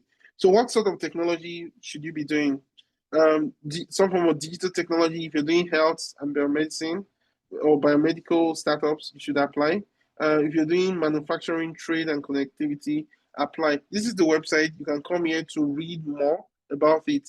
Now, in terms of the top winners, like I said, there's going to be regionals. So there are going to be 60 regional startups, the top 60 from across the world. They will battle each other, and then the top 12, right? And then the top 3 would become. So there are going to be prizes along the way, right? But I think the top 3 winners would share like 400K, you know. And then for those of you who might have ambition in setting your office in Singapore, you're going to get 18 months rent-free space at JTC Pad, Launchpad in Singapore. You know, if you come in second place, you're going to get 1 year rent-free space at JTC Launchpad in Singapore. And then if you win third place, you're going to get 6 months rent-free. Okay, terms and conditions apply. So I want you to apply if you can. The next and last opportunity I'd like to share with you, I love talking about this opportunity. It's called DePrice, because anybody can do this one. And this one is for people if you don't even know what you're doing, and you're like, oh, I am looking for what to do so that I can start winning grants. DePrice is the right program for you. So they essentially finance level ideas. So if you're trying to do something new, like a new startup, a new NGO, you know, you should apply to DePrice. What people miss with DePrice is that they go to DePrice with their own idea of what they want to do, or what they're already doing. DePrice does not work that way. Take note of what I just highlighted. New organizations, number 1. Number 2, secret of winning the prize is here. Distributing proven poverty solutions, right? That's the second secret. And then number 3, you are aiming to scale it up. So if you are going to apply to this program, these are the 3 things I want you to remember. Number 1, you are trying to launch something new. Number 2, you are trying to distribute. You are not trying to invent or innovate. There's a difference. You are trying to distribute what has already been proven. Okay, so when you come on the DePrice website, you will see that they have a list of poverty innovations. They don't own it, but they have documented that these things have been proven to work. So they are looking for people who adopt those things and go and execute on it under your own organization name. So if you are one of those people, then you should apply. And if you get selected, they give up to $20,000. What does that mean? You may not need the full $20,000. If it is just $5,000 you need, apply for $5,000. If it is $10,000 you need, apply for $10,000. If it is $12,000, apply for it. Okay. Don't just say because they say $20,000 you apply for the full amount, which you may not really need. So these are the several categories. There's category for health. You know, if you click on the plus, it's going to expand. You can read more about the different health challenges they have. So these challenges explains things they feel, you know, have been proven, and they want people to build businesses around those. Okay. Then they also have here what they call, there's water challenge. You can click on it. There's agriculture challenge. It changes from year to year, actually. So livelihood challenge, you know, this is also a very good one. If you're trying to do things around energy, this is a good one. If you're more involved in NGO work, advocacy, politics, government, this is a good one to go for. And then if you are involved in education, this is a good one.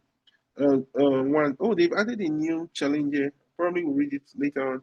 This connected phone-based tutoring challenge. I would like to learn more about it. Sounds interesting.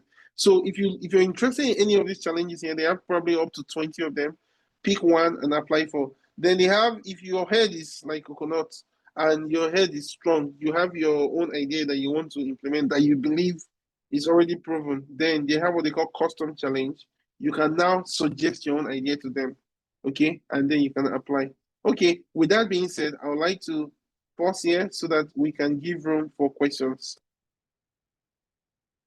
Okay, so if you would like to ask a question, you can just either type the question in the chat box or raise up your hand.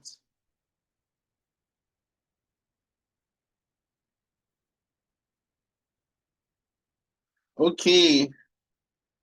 If you have questions for Christine, Martha, Modukwe, Al-Hassan, so I would like you to ask our speakers questions. Please raise up your hand quickly. Introduce yourself, no long talk, and let's make this happen. Okay, I think we got Olumide. We have Kenneth. So I'm going to ask Kenneth to unmute. Make sure your background is not noisy, please. Okay.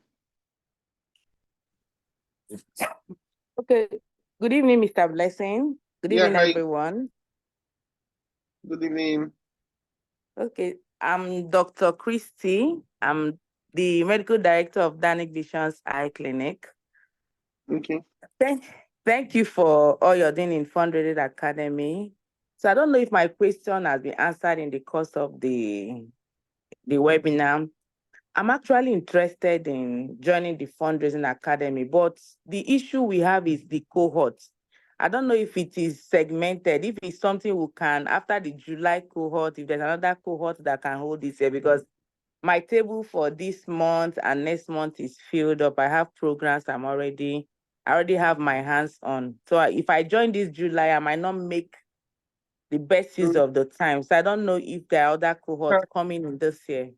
Yes, we have another one coming up in October. October, wow, that's beautiful. Yes, so we can also yes. lock our space now and then pay up later for the October, or should we wait till the October cohort? Yeah, so October, the early price is 800K. So if you like to lock in your price, you should start doing that now, because the regular price might be $1 million naira. I mean, I announced this last year. No, was it last year in Q1 that the price was going to be $1 million naira, but we're taking it small. So if you would like to do October, I would suggest that you lock in your early registration price now, which is 800K, so that you don't get to pay $1 million naira by then. And again, you're going to get full value for the program, and it's going to give you enough time to complete your payments, essentially. Does that make sense? Christy, okay, Christy, muted. Christy, do you understand? I was muted. Yes, I can hear you. That makes sense. Okay, so I will give you a private chat then. Okay, that's nice. That's nice. Thank you. Thank you. You're welcome. Are you on the group already? The general group, yes, I am. Okay, awesome. So you can chat. You have my contacts, and you have a marvelous contacts. You can chat us up. What do you mean? Thank you. You're welcome. You're welcome, Christy. Okay, Olumide, please go ahead and ask your questions. Thank you so much, Mr. Blessing. Please, can you hear me? Yes, we can hear you. All right, thank you. The information was so great. I was locked in all through. My question is, so for some of us, I already dropped it in the chats. For some of us I'm in the diaspora, and I want to have a full, it's not easy to do on the ground work in Nigeria, you know? So I wanted to design a nonprofit program that will be 100% virtual, which would, of course, lead directly to impacting lives and all of that. I wanted to see, I've also registered the nonprofit before I traveled. I've registered in Nigeria. I have the documents. I have the, what's that thing? That document against money laundering. Yeah, anti-money laundering. Yes, they did. I have everything. My lawyer helped me with everything. But something came up, so I had to go for an exchange program. So is it possible, are there potential funding for this kind of 100% fully virtual programs? And if that is possible, you know, is it something I can key into as well? Yeah. Yeah, so I would say that the organization needs to be registered, which is good. You've started that. You can have a digital program, right? Okay. In fact, a lot of the highly scalable programs are usually digital, which means that you don't have to be physical in anywhere. So you can even be in Japan running your program or your academy, you know, or your service. Yeah, it doesn't matter. And then you can have your team remote. You know, one person working from Nigeria, this person working from Ghana, that person working from UK or Canada, wherever.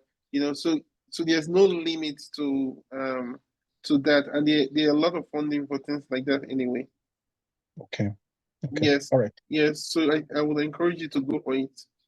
Okay. Please, how can I join the the general group, is it an all-exclusive group? Or I don't know, I'm not on the. So I'd like there's a general group. I just dropped the link right now on the Okay. chat. Anybody Okay. who's interested in joining, just click on it, and Okay. you can join the group. We share information there. Mhm. If you're interested in participating. All right. Thank you, Yes. sir. Thank you very much. Thank you very much. Yeah. Okay. Next question is from Tony. Tony, you can unmute.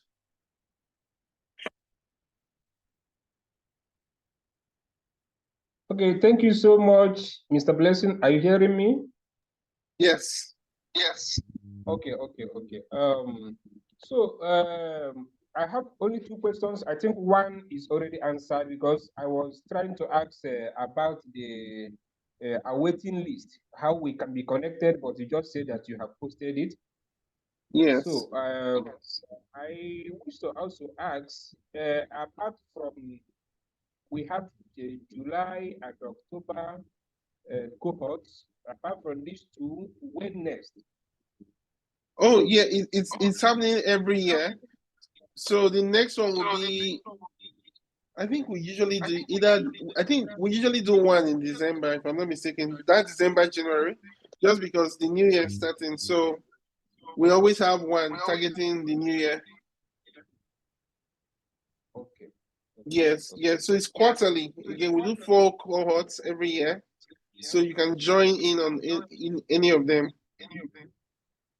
Okay, so then the next question is the training, is it virtual or physical in any way? The training is 100% virtual. Virtual. We do it online. Yes. Okay, thank you, Tony. Dr. Ifeoma, you can ask your question. You can unmute, Dr. Ifeoma. Okay. Hi, good evening. Hi, good evening. Yeah, Dr. Ifeoma. So I'm into regular buying and selling. So I want to know this fundraising, is it something for people in the market? Because I'm like in the market. I do normal buying and selling iron and steel stuff. When you say normal buying and selling, I hear trade, and you say iron stuff. What do you mean? Do you mean like iron rods and building Yes, materials? iron rods, yes, and building materials. Yeah. So, is it just a shop by the roadside? Yes, I have a shop, but it's in the market space anyway. There are other people who sell what I sell, but it's like a market, normal market where you go and buy rods for building or building materials like that. Okay, I just have to ask you one question. What's your vision beyond the shop? My vision beyond the shop. Yes, like I'm a business person. I just want to expand my business. I want my business to scale, make numbers. Okay. Yeah. So, well, there are different ways to think about it. I know there is what's the name of these guys again? They do cement, right? They do cement, they do building materials, POP and the likes. They did get some funding to expand it. I think I'll just clarify by saying something. Most funders would rather not finance, for example, if you come and say, oh, I have a normal school, traditional school or business, they'd rather not finance that. They allow you to do your own thing. But if you come and say, okay, I have a school or I have a shop, this is what we sell. But in this business where I run my shop, I have 4 boys or 5 staff, for example. I'm using that as an example, right? Or I'm offering internship to every year. I'm offering internship to 10 people who come and learn about this business or learn about certain aspect of this business, right? So it means that your business has gone beyond a money-making venture for you. You are now impacting people, right? You can now come up and say your vision is to have 10 locations like this, right, in Anambra State or in Kaduna, wherever, right? Because it's going to give the opportunity for people to come and learn about this business or learn certain types of skills and empower people, right? Or you might say, okay, I'm going to be dedicating part of the money I'm making from this business towards supporting less privileged people also. So there has to be a purpose to the business beyond just making money to pay the bills. It is that sort of vision or ambition or desire to impact people that funders are attracted to. So if you want to grow the business, you want to use the business as a way to impact people, right? Then I would say you should apply. But for your type of business, you could, based on how you communicate your story, you could win grants, you could get loans. It could just be a simple business. You just want to get a loan to grow whatever you're doing. So maybe your sales right now is 50 million per year. You just need someone who will give you 100 million and you set up 2 more shops, right? So that's a business expansion fund. And then there are other people who give grants to women-owned small businesses too. So I would say you should apply because the upside is going to be way, way higher than the downside. Okay. Yes. Okay, thank you. So You're when welcome. is this cohort starting? Or It's what's the going to next start cohort? July 1st, beginning of July. Yes. And we've been talking about these for almost 2 months now. This course will start beginning of July 1st. So if you like to join, you can join by registering and you can lock in your pricing now if you want to go for the discounted one, or otherwise you can pay the full fee before the end of the month. That's also fine. No, I want to go for discounted one. Who sees sugar for mouth to spit out? I want to go for the discounted one. I Oh yeah, want to lock no. down on the discounted one. Yeah. Okay, that's fine. That's fine. So we're going to share. I'll share the details on the group. Have you joined the group? Yes, Okay, I good. joined So via the link you sent. okay, we're going to send add a lot more details shortly. Okay, so Okay. you'll see there. I'm the one of the admins, myself and Marvelous, who is Fracad admin. So you can chat either one of us there. Okay. Oh, okay. I came from DSI. Um, DSI, maybe nice. Okay, that's DSI. good. DSI, my special people. Yeah. Okay, awesome. So chat me Yeah, up. all right. Chat me up, Thank okay? you. You're welcome. Okay. Okay. Yeah. Okay, thanks. Hey, ma'am, you have a question? I need questions for our speakers today, and we really appreciate it if you guys could Mr. ask some Blessing, can questions. you hear me? Yes, we can hear Okay, you. thank you. Yes, thank you so much for this value-packed webinar.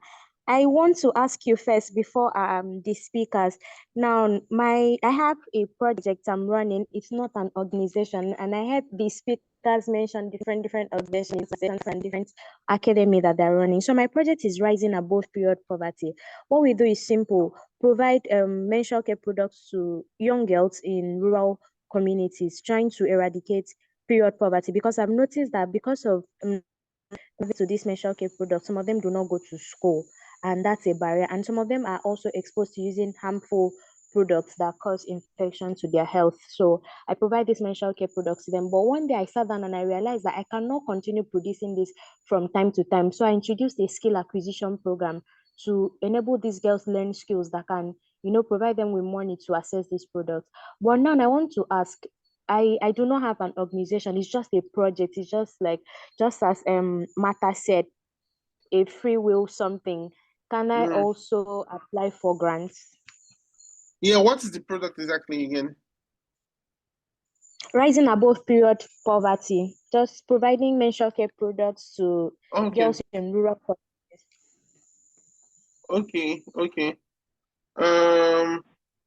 I think that's a good idea. Yeah, you can apply for grants. We probably need to dive a little bit deeper to figure out if this should be a company or an NGO. So do you produce the pads yourself? No, not yet. I just buy the part. Okay, so what's the program what's the exact solution you're offering? I'm providing access. I'm giving these girls these sanitary pads so that they do not go for other harmful measures. Like, I realize that girls in rural communities, because they don't have access to this Okay. sanitary pads, some of them use racks during their menstrual Oh, cycle. okay, okay. Oh, yeah. No, that's a very important project. Yeah. It's very important. I think it sounds more like a non-profit organization.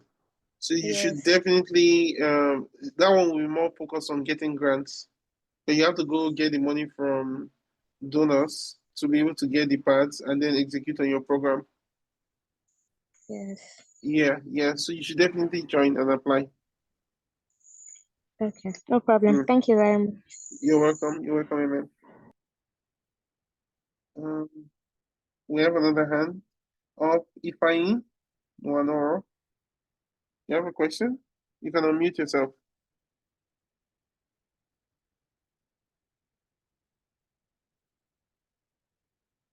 Okay. Good evening, Mr. Mene. Good evening. Yeah, okay. This is fine, one. First and foremost, I really appreciate the value that has been given to me personally, of course, and I think every other person should have that appreciation in the heart. But I think it's a lot of value that has been dished out. So that is one. My question is this.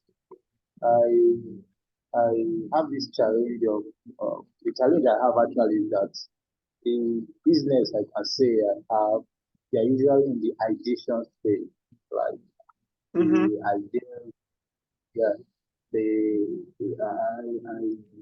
I would say I'm gifted in that angle to be able to generate ideas that at least theoretically, because I've not really practicalized them to be sure that, okay, but theoretically to an extent, they are viable business ideas.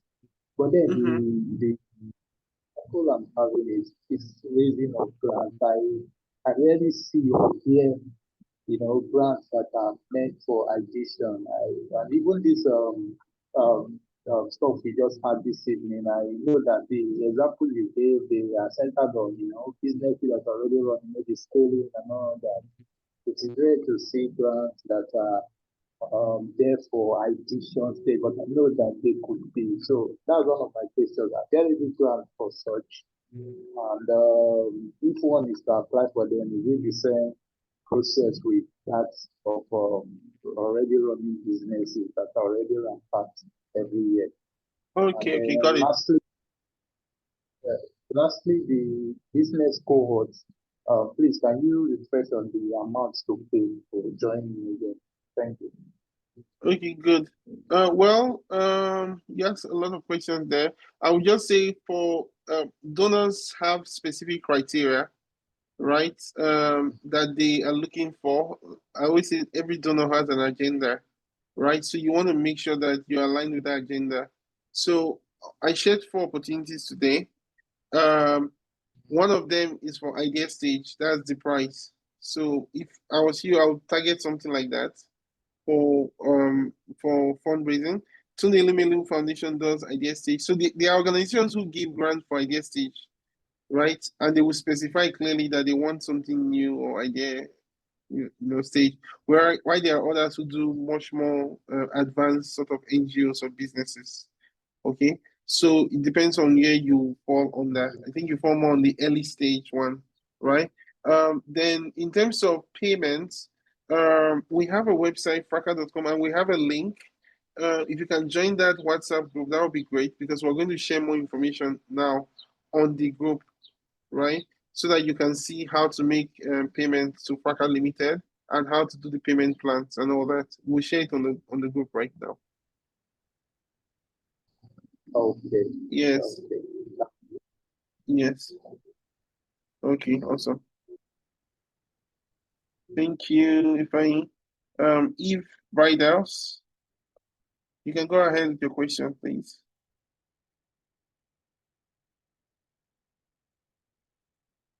You can unmute. Yeah, good evening. Good evening. Yeah, I was wondering, what is the chance of applying for a loan and being granted with my kind of business. Okay. Mm. What type of business? A bride as we rent and sell gowns to brides to be. Ah, well, I think that type of business hardly gets loans, right?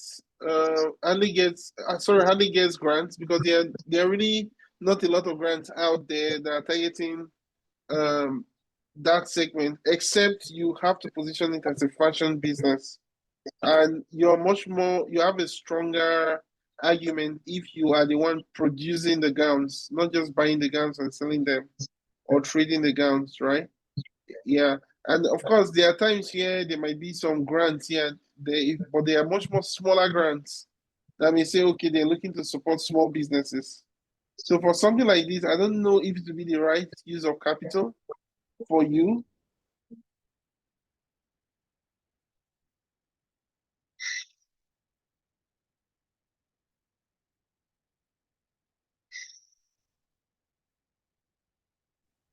Sorry, can you hear me? The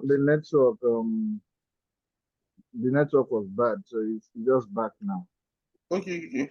Threw me off a little bit. So I was just trying to say for bridals, I don't think it would be best you join the academy, right? Because you may not get the value you're looking for, right? Just because it's too traditional and that segment does not have a lot of funding dedicated to it right now.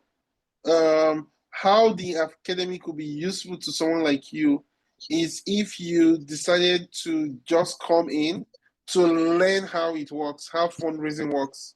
And like I tell people, just because you're doing a business today where you're doing bridals or you're doing some form of, does not mean you cannot do something else. Do you understand? Because God when God created you, he did not, like, part of his purpose for you was not to just sell bridal clothes, right? He has his own plans for you, right? So if you have an understanding of what those plans might be, right, then part of what you then need is knowledge on how to raise capital for those plans, right? So then the academy will be useful for you. And I'm just trying to be as truthful as possible so that you have your expectations in check. Does that make sense? Yeah, it makes sense. But then you mentioned if we were the one producing or sewing this clothes ourselves and all that. Yeah, if So you're the one producing it was, it, yes, if you're the one producing it, then that's a different case. So it means that you're not a trader, right? Then you can now start talking about things like job creation. You can talk about things like what do you call it? Some sort of impact you're having. I don't know if what is being used to make the product, but I do know that some people who do fashion, they come up and say, oh, they're recycling materials. I don't think people want to do that for their bridal or yes, and all that, you know. Uh-huh. So if you are going to position it as some form of manufacturing business, another, then yes. So the more broader you are, the better. So like I think it's one of the things I discussed with Mrs. Modupe when you joined the academy that right, academy is not just about marriage, right? Because marriage is a small segment when you look at it. But if you start looking at it from the issue of the side of women empowerment or the side of women rights, that's a much more broader issue that attracts the attention of funders. So you have to rephrase it. Do you understand? Because sometimes we are communicating, oh, we sell bridal clothes, whereas it's actually a fashion business, right? And you could be doing other things that could generate income or come up with projects. I mean, it's a long conversation, but I'm just trying to say if you join the academy, join it with an open mind that you might live with a new product or a new service that can help you raise capital using the skills you currently have now. But it might not be that you're trying to raise money for your bridal shop. It might mean that you're trying to raise money to maybe the bridal shop, the bridal making of bridal clothes is a kind of business that if somebody learns the skill, they can start making money for themselves and they can go and set up their own shop. That could be a project. Oh, I want to raise money to help 100 people go and set up their own shops. I will train them, I will give them the inventory, You know, I'm not, that is a project. But so that's an empowerment project for women and youths. It's an entrepreneurship project. Do you see it? And so you have to look at it from another angle, not from the angle of bridal shop, because nobody cares about bridal shop except the people who are trying to get married, right? But if you're trying to talk fundraising, you should look at it from another angle, the perspective of the investor or donor. Does that make sense? It makes sense. It makes a lot of sense. Okay, thank you. Appreciate it. But there is this other business that I run too. I don't know if this is still if this will fly or not. It's a router business, MiFi and all that. Well, those are more traditional telco sort of business. They're I think, what's their name? What's the name of this organization? They have a grant. Twilio. Twilio has a grant they do every year now. Yeah, they give funds towards people who are trying to expand access to internet and all that, yeah, in specific locations. So again, we cannot cover everything here. I think the most important thing I can say is that join the academy with an open mind. Do you understand? With an open mind, we'll work with you towards developing proposal, like going into more details, but it might not be the way you are thinking about it. Let me just put it like that. You will come out different and better, but you must be open-minded about it. That's what I'm saying. Does that make sense? It makes sense. But to go home with now, are you saying there's a possibility? Yes, there's a possibility, but not for the way things are today. So part of the what you should be looking to get out from the academy is an improvement in your existing model or in your existing, like you might need to come up with a new initiative. One of which, off the top of my head, is like, okay, we're going to have a project where we want to train 50 people on how to set up bridal shop business. That's it. And these 50 people, we're going to break them out of poverty, or we're going to help them generate X amount of income per month. Like, we're going to set them up the way an Igbo man would take 5 years to train their apprentice, right? But you are not going to go 5 years. It's going to be maybe a 3 or 6 months program where whoever graduates can have their own shop, right? Yeah, they are now selling this thing. So how do we get the money to set them up? That is the grant you're looking for. Does that make sense? It makes sense. That's the grant you're not looking for. So that one is not a bridal shop is just one way of getting there. It could as well have been saying you want to teach people how to make akara or something else, right? But it is just one way. So you're not thinking of it more as a business person. You understand? Not as a shop owner. I understand. Exactly. So you should join if you are open-minded about that. I understand. You're welcome. Yeah. Okay, we will be closing soon. I need more questions for our speakers.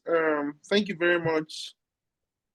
I think we have hands from Somasi, Word Creator, Olumide, and David. Somasi, do you want to ask a question? Yes, please. Good evening. Good evening. Yeah, thank you for this powerful section. I came in through a friend who sent me the link, and I'm grateful I joined. So my question is, I'm into bag production. I make bags, but over the years, let's say for 4 years now, I've been training teenagers. The vision is to empower them to become CEOs before their age of 20, right? So yeah, for the past 4 years, I've been teaching them for free. So I've graduated, 5 people have graduated. And what I did was to raise money. How did I raise the money? We did a graduation. I helped them design a letter, which they sent out to people I invited for the graduation. And those people kind of launched their bags on the graduation day. So the funds were used to get a new machines for them. So my Yeah. question is, does I know this is viable. I know this is a big vision.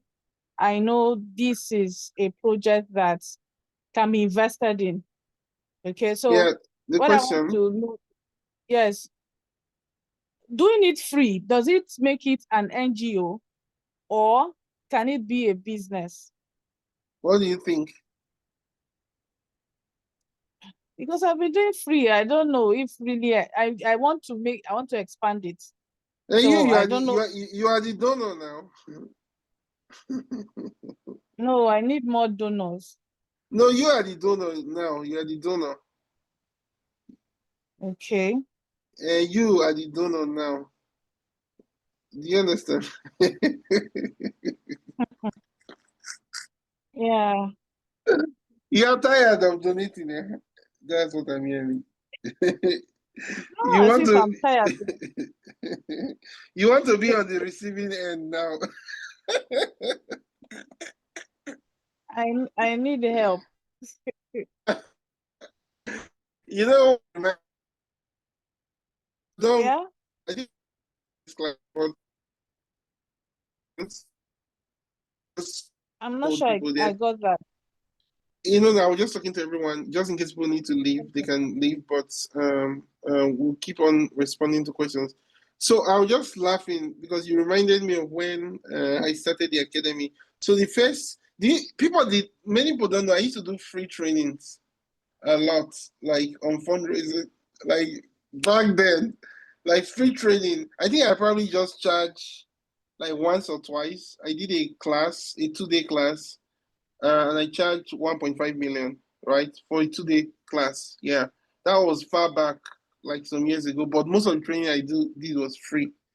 You know, so one day you just realize that, like this free thing is not going to help, right? And so you start charging. And when we started with like 10K, right? Charge for the first class, then gradually up to top. So if you think you're giving value and you want reward for the value you're giving, you should charge and make it a business or a social enterprise. But if you feel like you have time and wealth to give, no problem. There's never an end to, even Jesus Christ said, the poor you always have with you. So you will donate and donate until you have white hair. So if you are tired of doing that, then I think you should convert it to a business and then start charging people and let the people who find value pay for it. Do you understand? Okay, thank you. You're Yeah, I welcome. do. So please convert it to a business. You are the donor. We should write grants to you. We'll write grants to you to donate to other people. You should charge you. Please charge. Charge. Charge. Okay. Thank you, Somasi. Thank you. Olumide, you can go ahead with your question. Yes, I'm sorry. I'd come before. You were cracking me up with with this last question. You're right, because I've also had situations where I do training tire, white hair.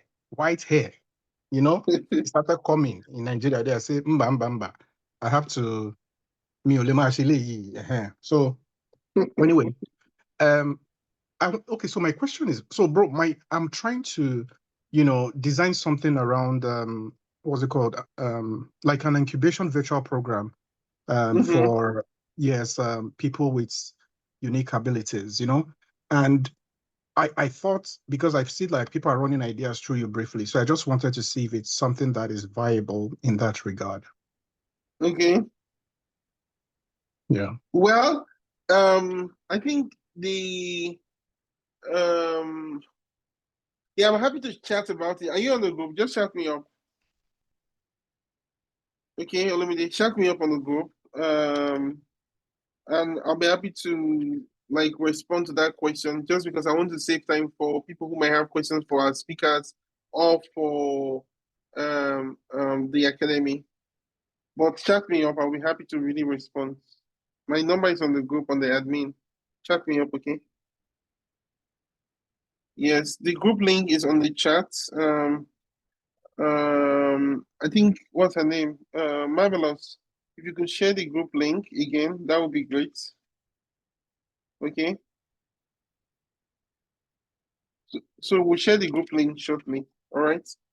Again. Okay. Thank you, guys. We have David. David.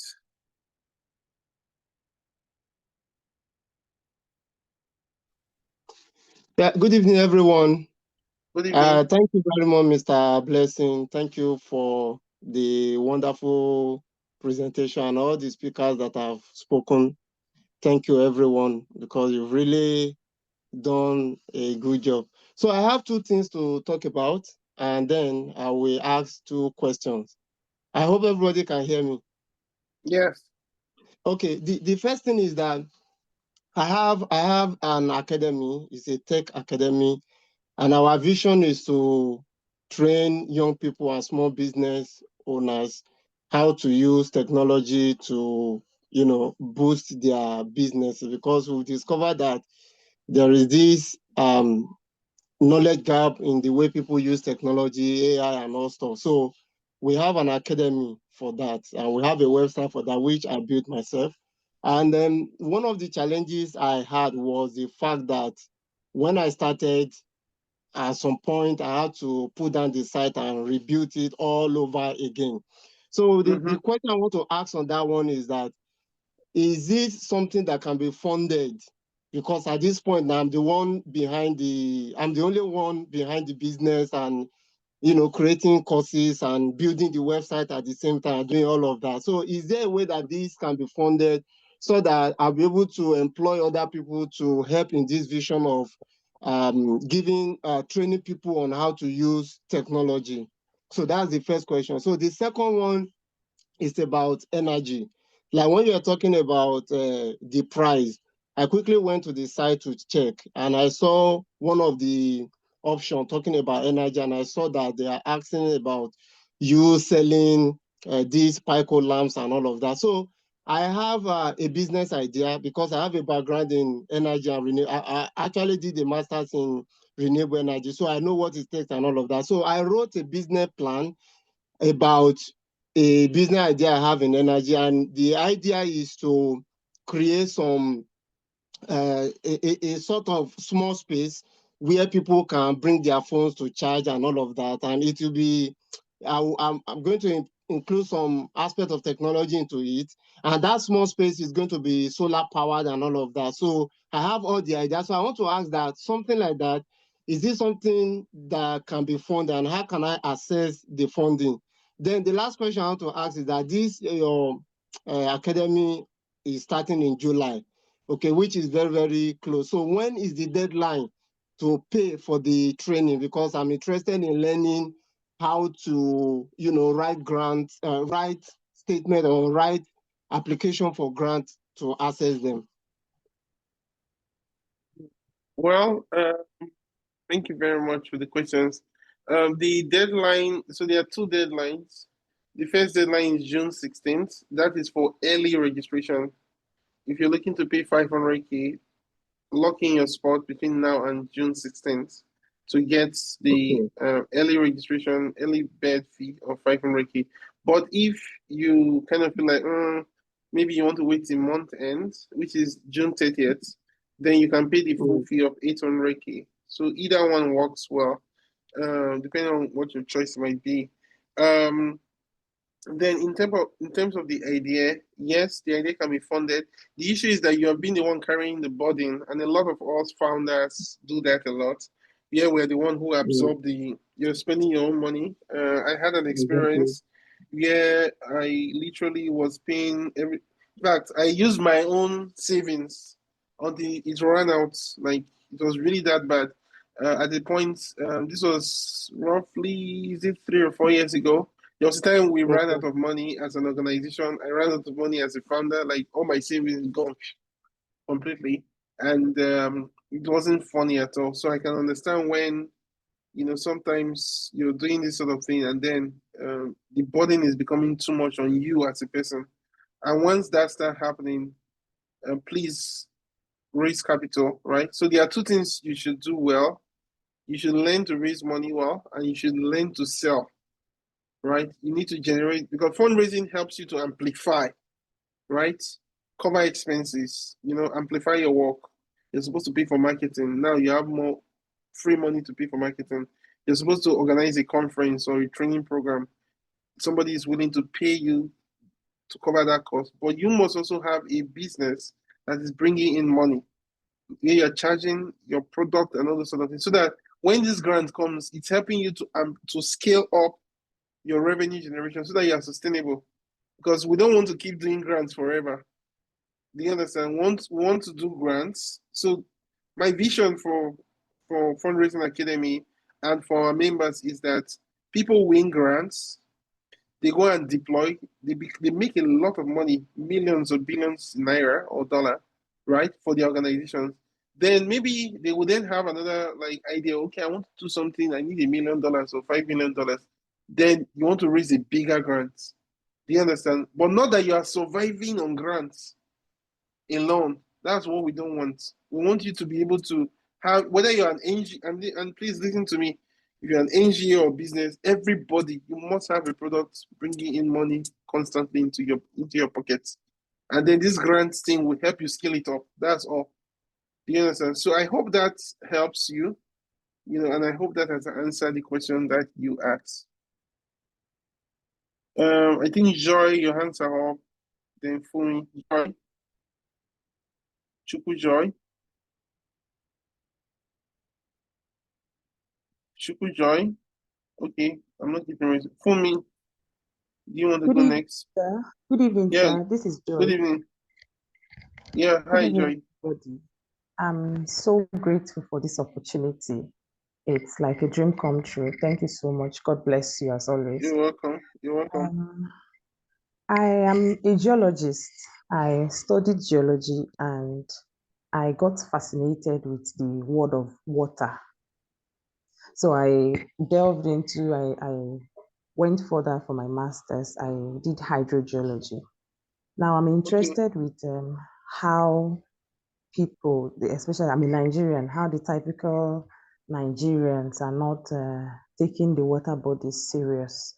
And I am of the belief that if these water bodies are polluted, it will come back to not just haunt us, but our generations, upcoming generations.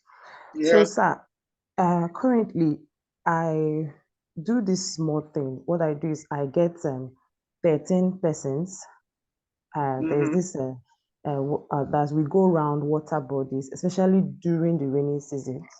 What we do is we educate people to stop dumping their refuse, because when there's a big downpour of rain, they start dumping refuse into the water, and it goes to clog those water bodies. So I'm looking at getting this thing.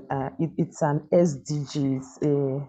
It's one of the United Nations SDG, water for good. So I'm looking at getting a grant for this to help me reach, especially the interiors, the other parts of Nigeria, people that are not really that don't really understand. When is the deadline? Deadline for what? No, I'm just doing it on my own. Oh, when is the deadline for the grant you're trying to apply for? No, I've not started applying. I'm just telling you that this is what I've been doing on my in my own little way. Okay. So I'm looking at this. Is it a non-profit, an NGO, or can I change it to a business? Because there was something you said. I don't know. Okay, I think it was. I think it was something like that. It should be. It's more of an advocacy thing, and so I have a friend. I'm happy to connect you with. He's doing something similar. From Atanto is his name. He is from Cameroon, but he's like going all over the world doing just water, right? So part of what he does is something similar, but they even go into locations where you cannot find water, and then they construct like sources of water for communities in many locations, I think in West Africa and all that. So, and then he does get grants to help him do some of those things. So maybe part of what we can do for you is to put you in touch with him to help you. Now, if there's a grant from UN and all those things you want to apply for, go check it out, check the deadline, chat me up, let me know. And then we can help you pursue that grant or look out for other water related grants that you can push in for. You may need to set up an NGO for this and professionalize it beyond just what you're doing today. You need to professionalize it and package it well. Does that make sense? Okay. Yes, it does extremely. So, sir, during the, there's one thing about this meeting you is is opening ideas. Let me use that word, as in I got clarity and the kind of mindset shift here. I can actually structure my business. It can actually be an NGO. It can also be a business, because there was something Mata Tawiya, the fourth speaker, hinted on.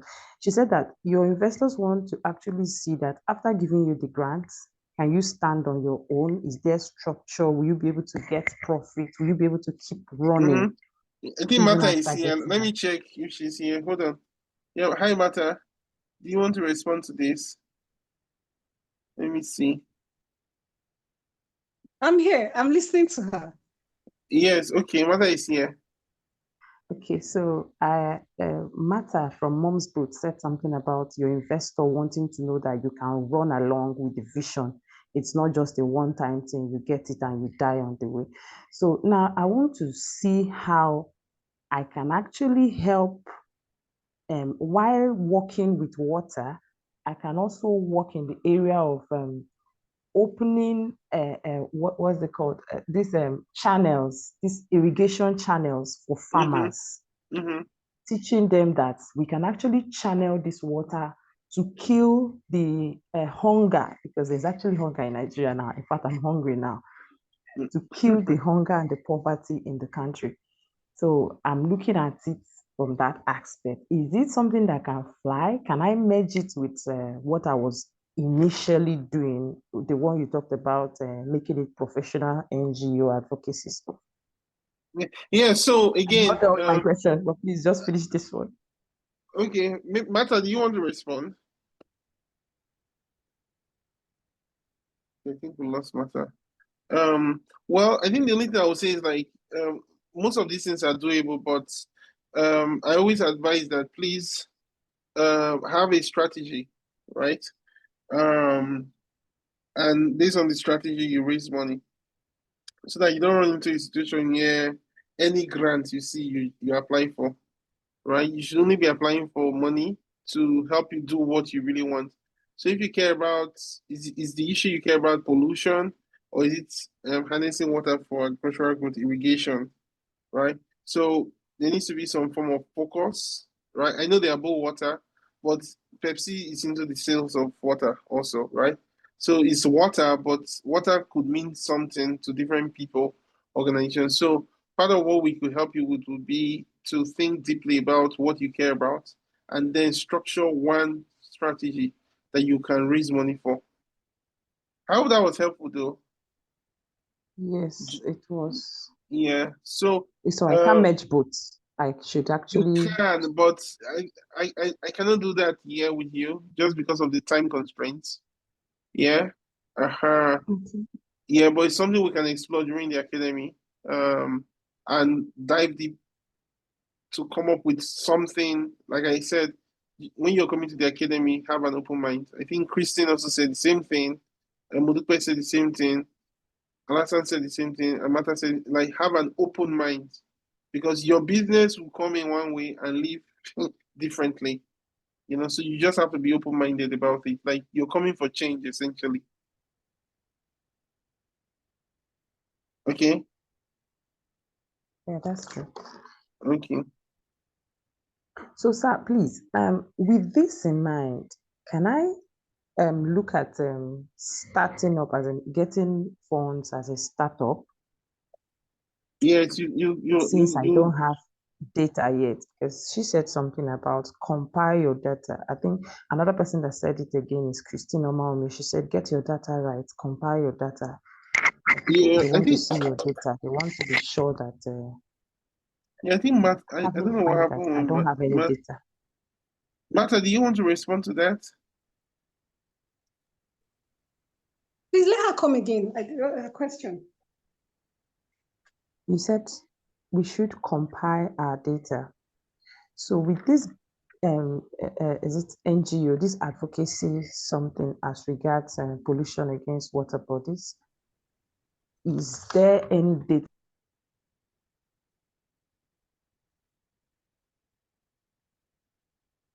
I'm ready for grant application. Okay, so what I actually learned as well, because I'm still in my own learning phase, is that when you work or you do something, make sure that you have your data together. You have the right, in the way that it can interpret what you're doing. Because I myself, I was doing a lot of work. Yes, my data was scattered here and there, but after the classes, I'm able to put the before.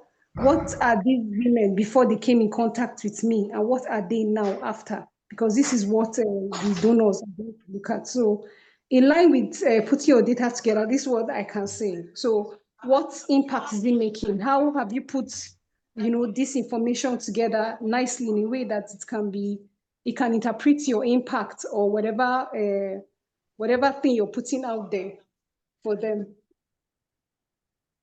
Okay. Thank you, Mother. Well, I know these are like really deep questions, and this is part of what we can dive deep into. Bukola is even saying something on the chat also during the academy, right? So I would really encourage you to join if you can, and let's dive deeper into this sort of conversation, customized to your own business. And if you do need the connect to Tanto also, happy to share that too. Yes, you said something about chatting you up later on for your friend Ramatanto from Cameroon. Yeah. After the class. Yes, but I cannot connect you to him now because you need to. I need to know who you are. I need to be very sure about your strategy.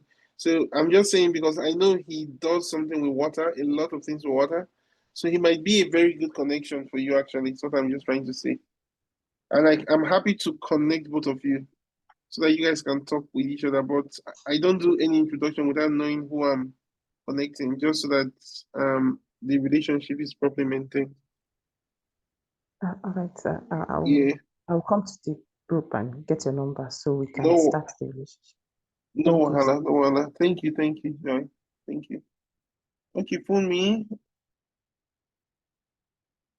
Hello, thank you. Can you hear me, please? Yes. Okay, thank you for this opportunity. My question borders around satisfying the requirements of some of the sponsors or donors for some of your programs. For example, I have a program that I run for youth. I'm based in Canada, and I have one major sponsor for a period of time. The sponsorship is actually in kind and not in cash, right? So they provide us space, they provide other equipment and stuff that we use for the program. So so they've been the major program sponsor, and we've been advertising the program with them, like in collaboration with ABC, we present this program. So along the line, we have other organizations that are supposed to join in sponsorship, and they are requiring that we put their names on flyers, we put their names on our website, we put their names when we, like, okay, we want to feature.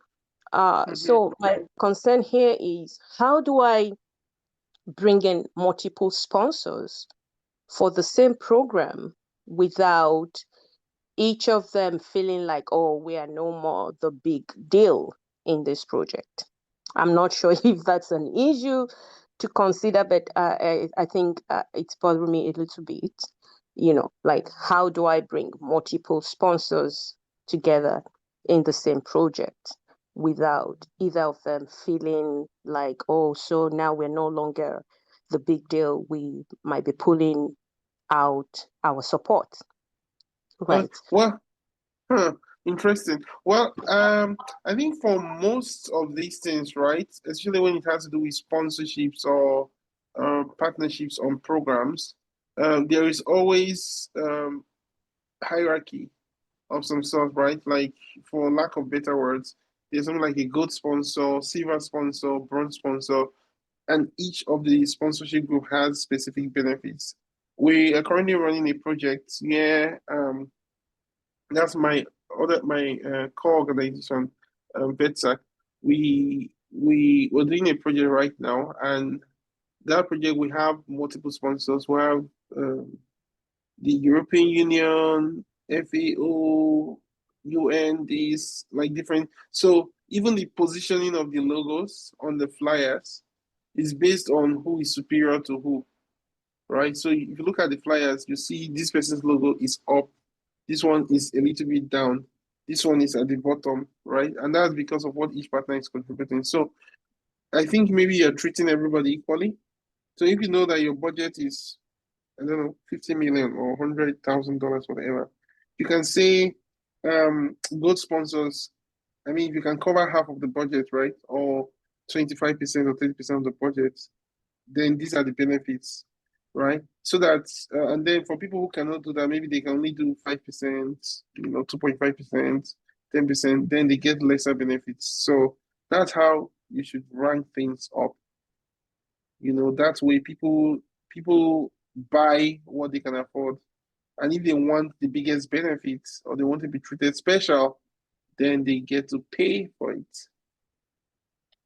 Does that make sense?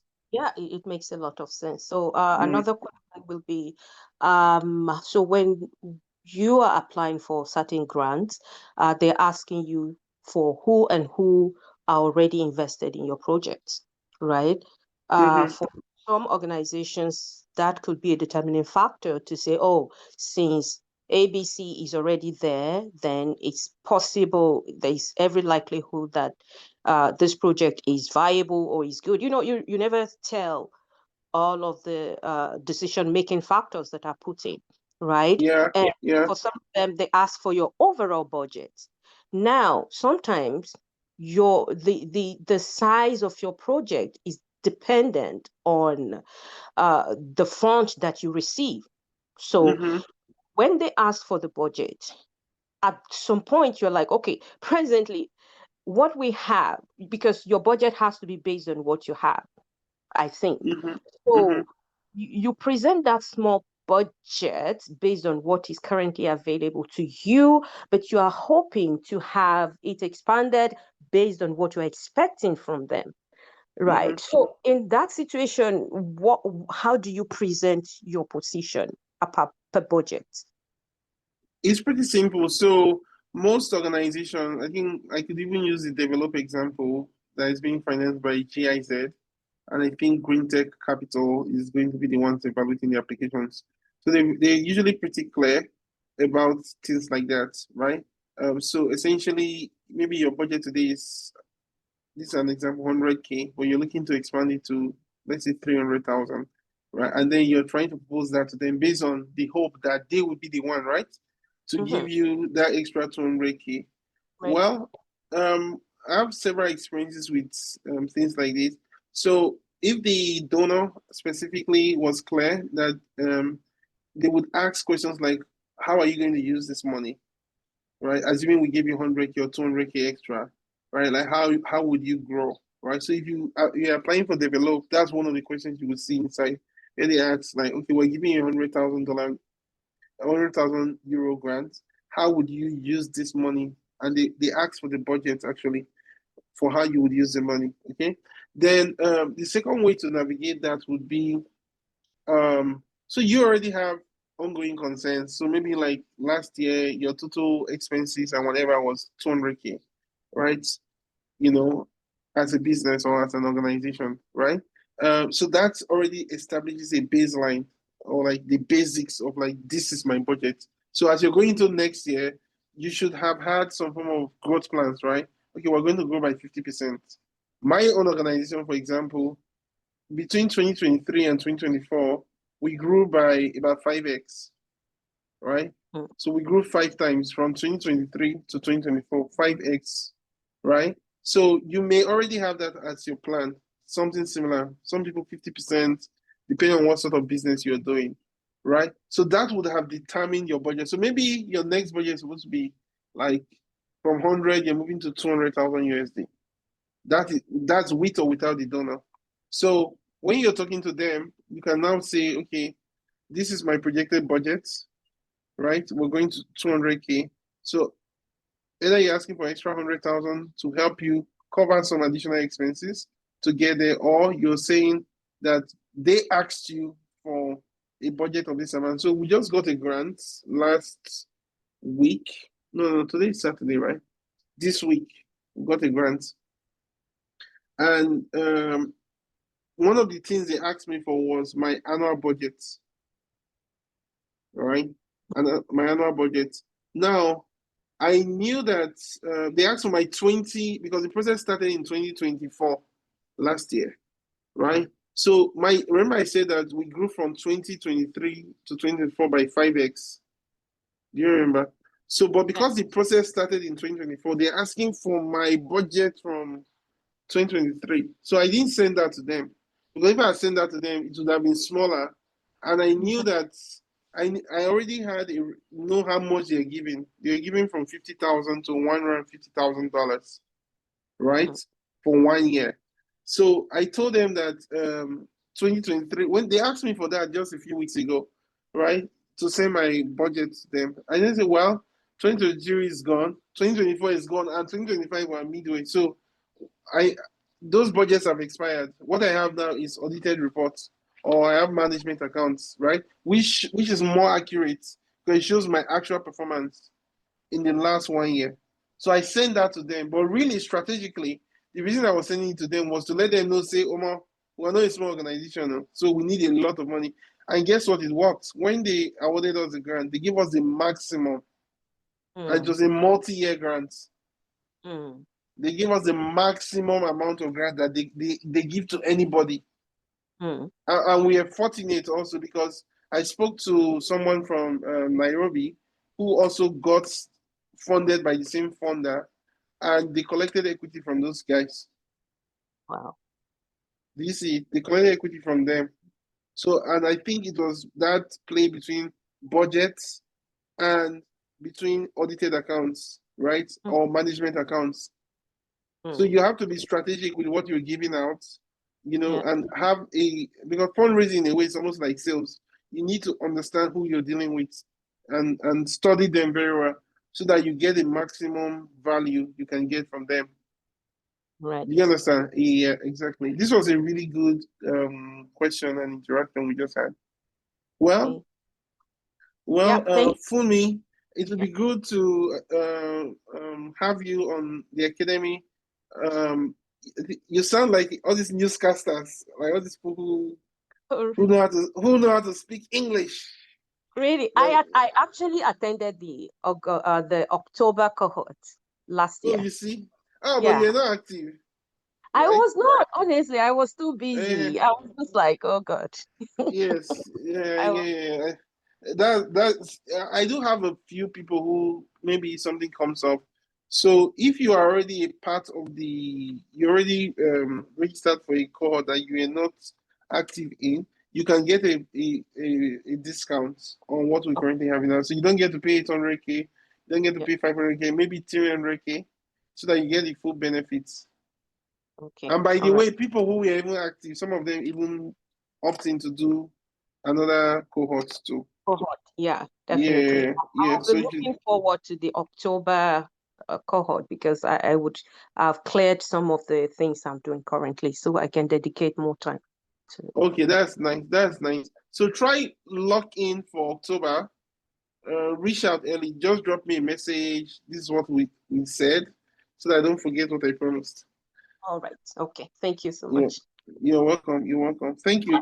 So Well, I'd like to end today's class here. I really appreciate everyone who has been on the call with us.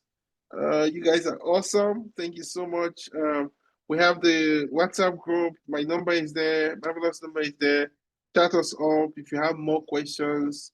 Thank you so much for participating. It's been a long night. We're not in class yet, but if we're in class, we'll fire until like 12 midnight or 1 a.m. Okay, but we're very excited, and I want to thank all our speakers. Christine, thank you so much. I want to say thank you to Modupe. Thank you so much for making it happen. I want to say thank you to Martha. Thank you. I really appreciate you a lot. And Al Hassan, thank you so much. I will share the recording of today's meeting. We're going to upload it and share it on the WhatsApp group and also on my Facebook page. Okay, and then FACAD page. Thank you very much, and do have a good rest of your day. To those of you in diaspora, enjoy your evening. To those of you in West Africa, good night.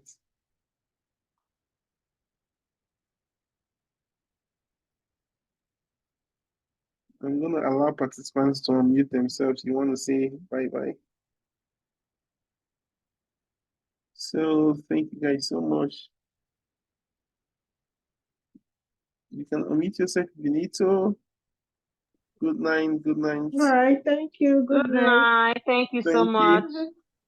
Good Thank night. you. Thank Good you so night. much. Good Thank you so night, much. Good everyone. night. Thank you. Bye.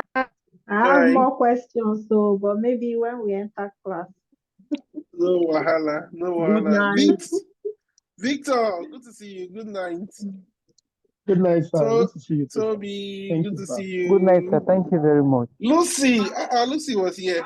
Good to see Thank you, you very Lucy. much, Mr. Blessing. Good night. Good night. Good night, Daniel. Good night. Amy Gillant. Who is Amy Gillant? Hi, Amy. I'm going to pause this. Catherine, good night.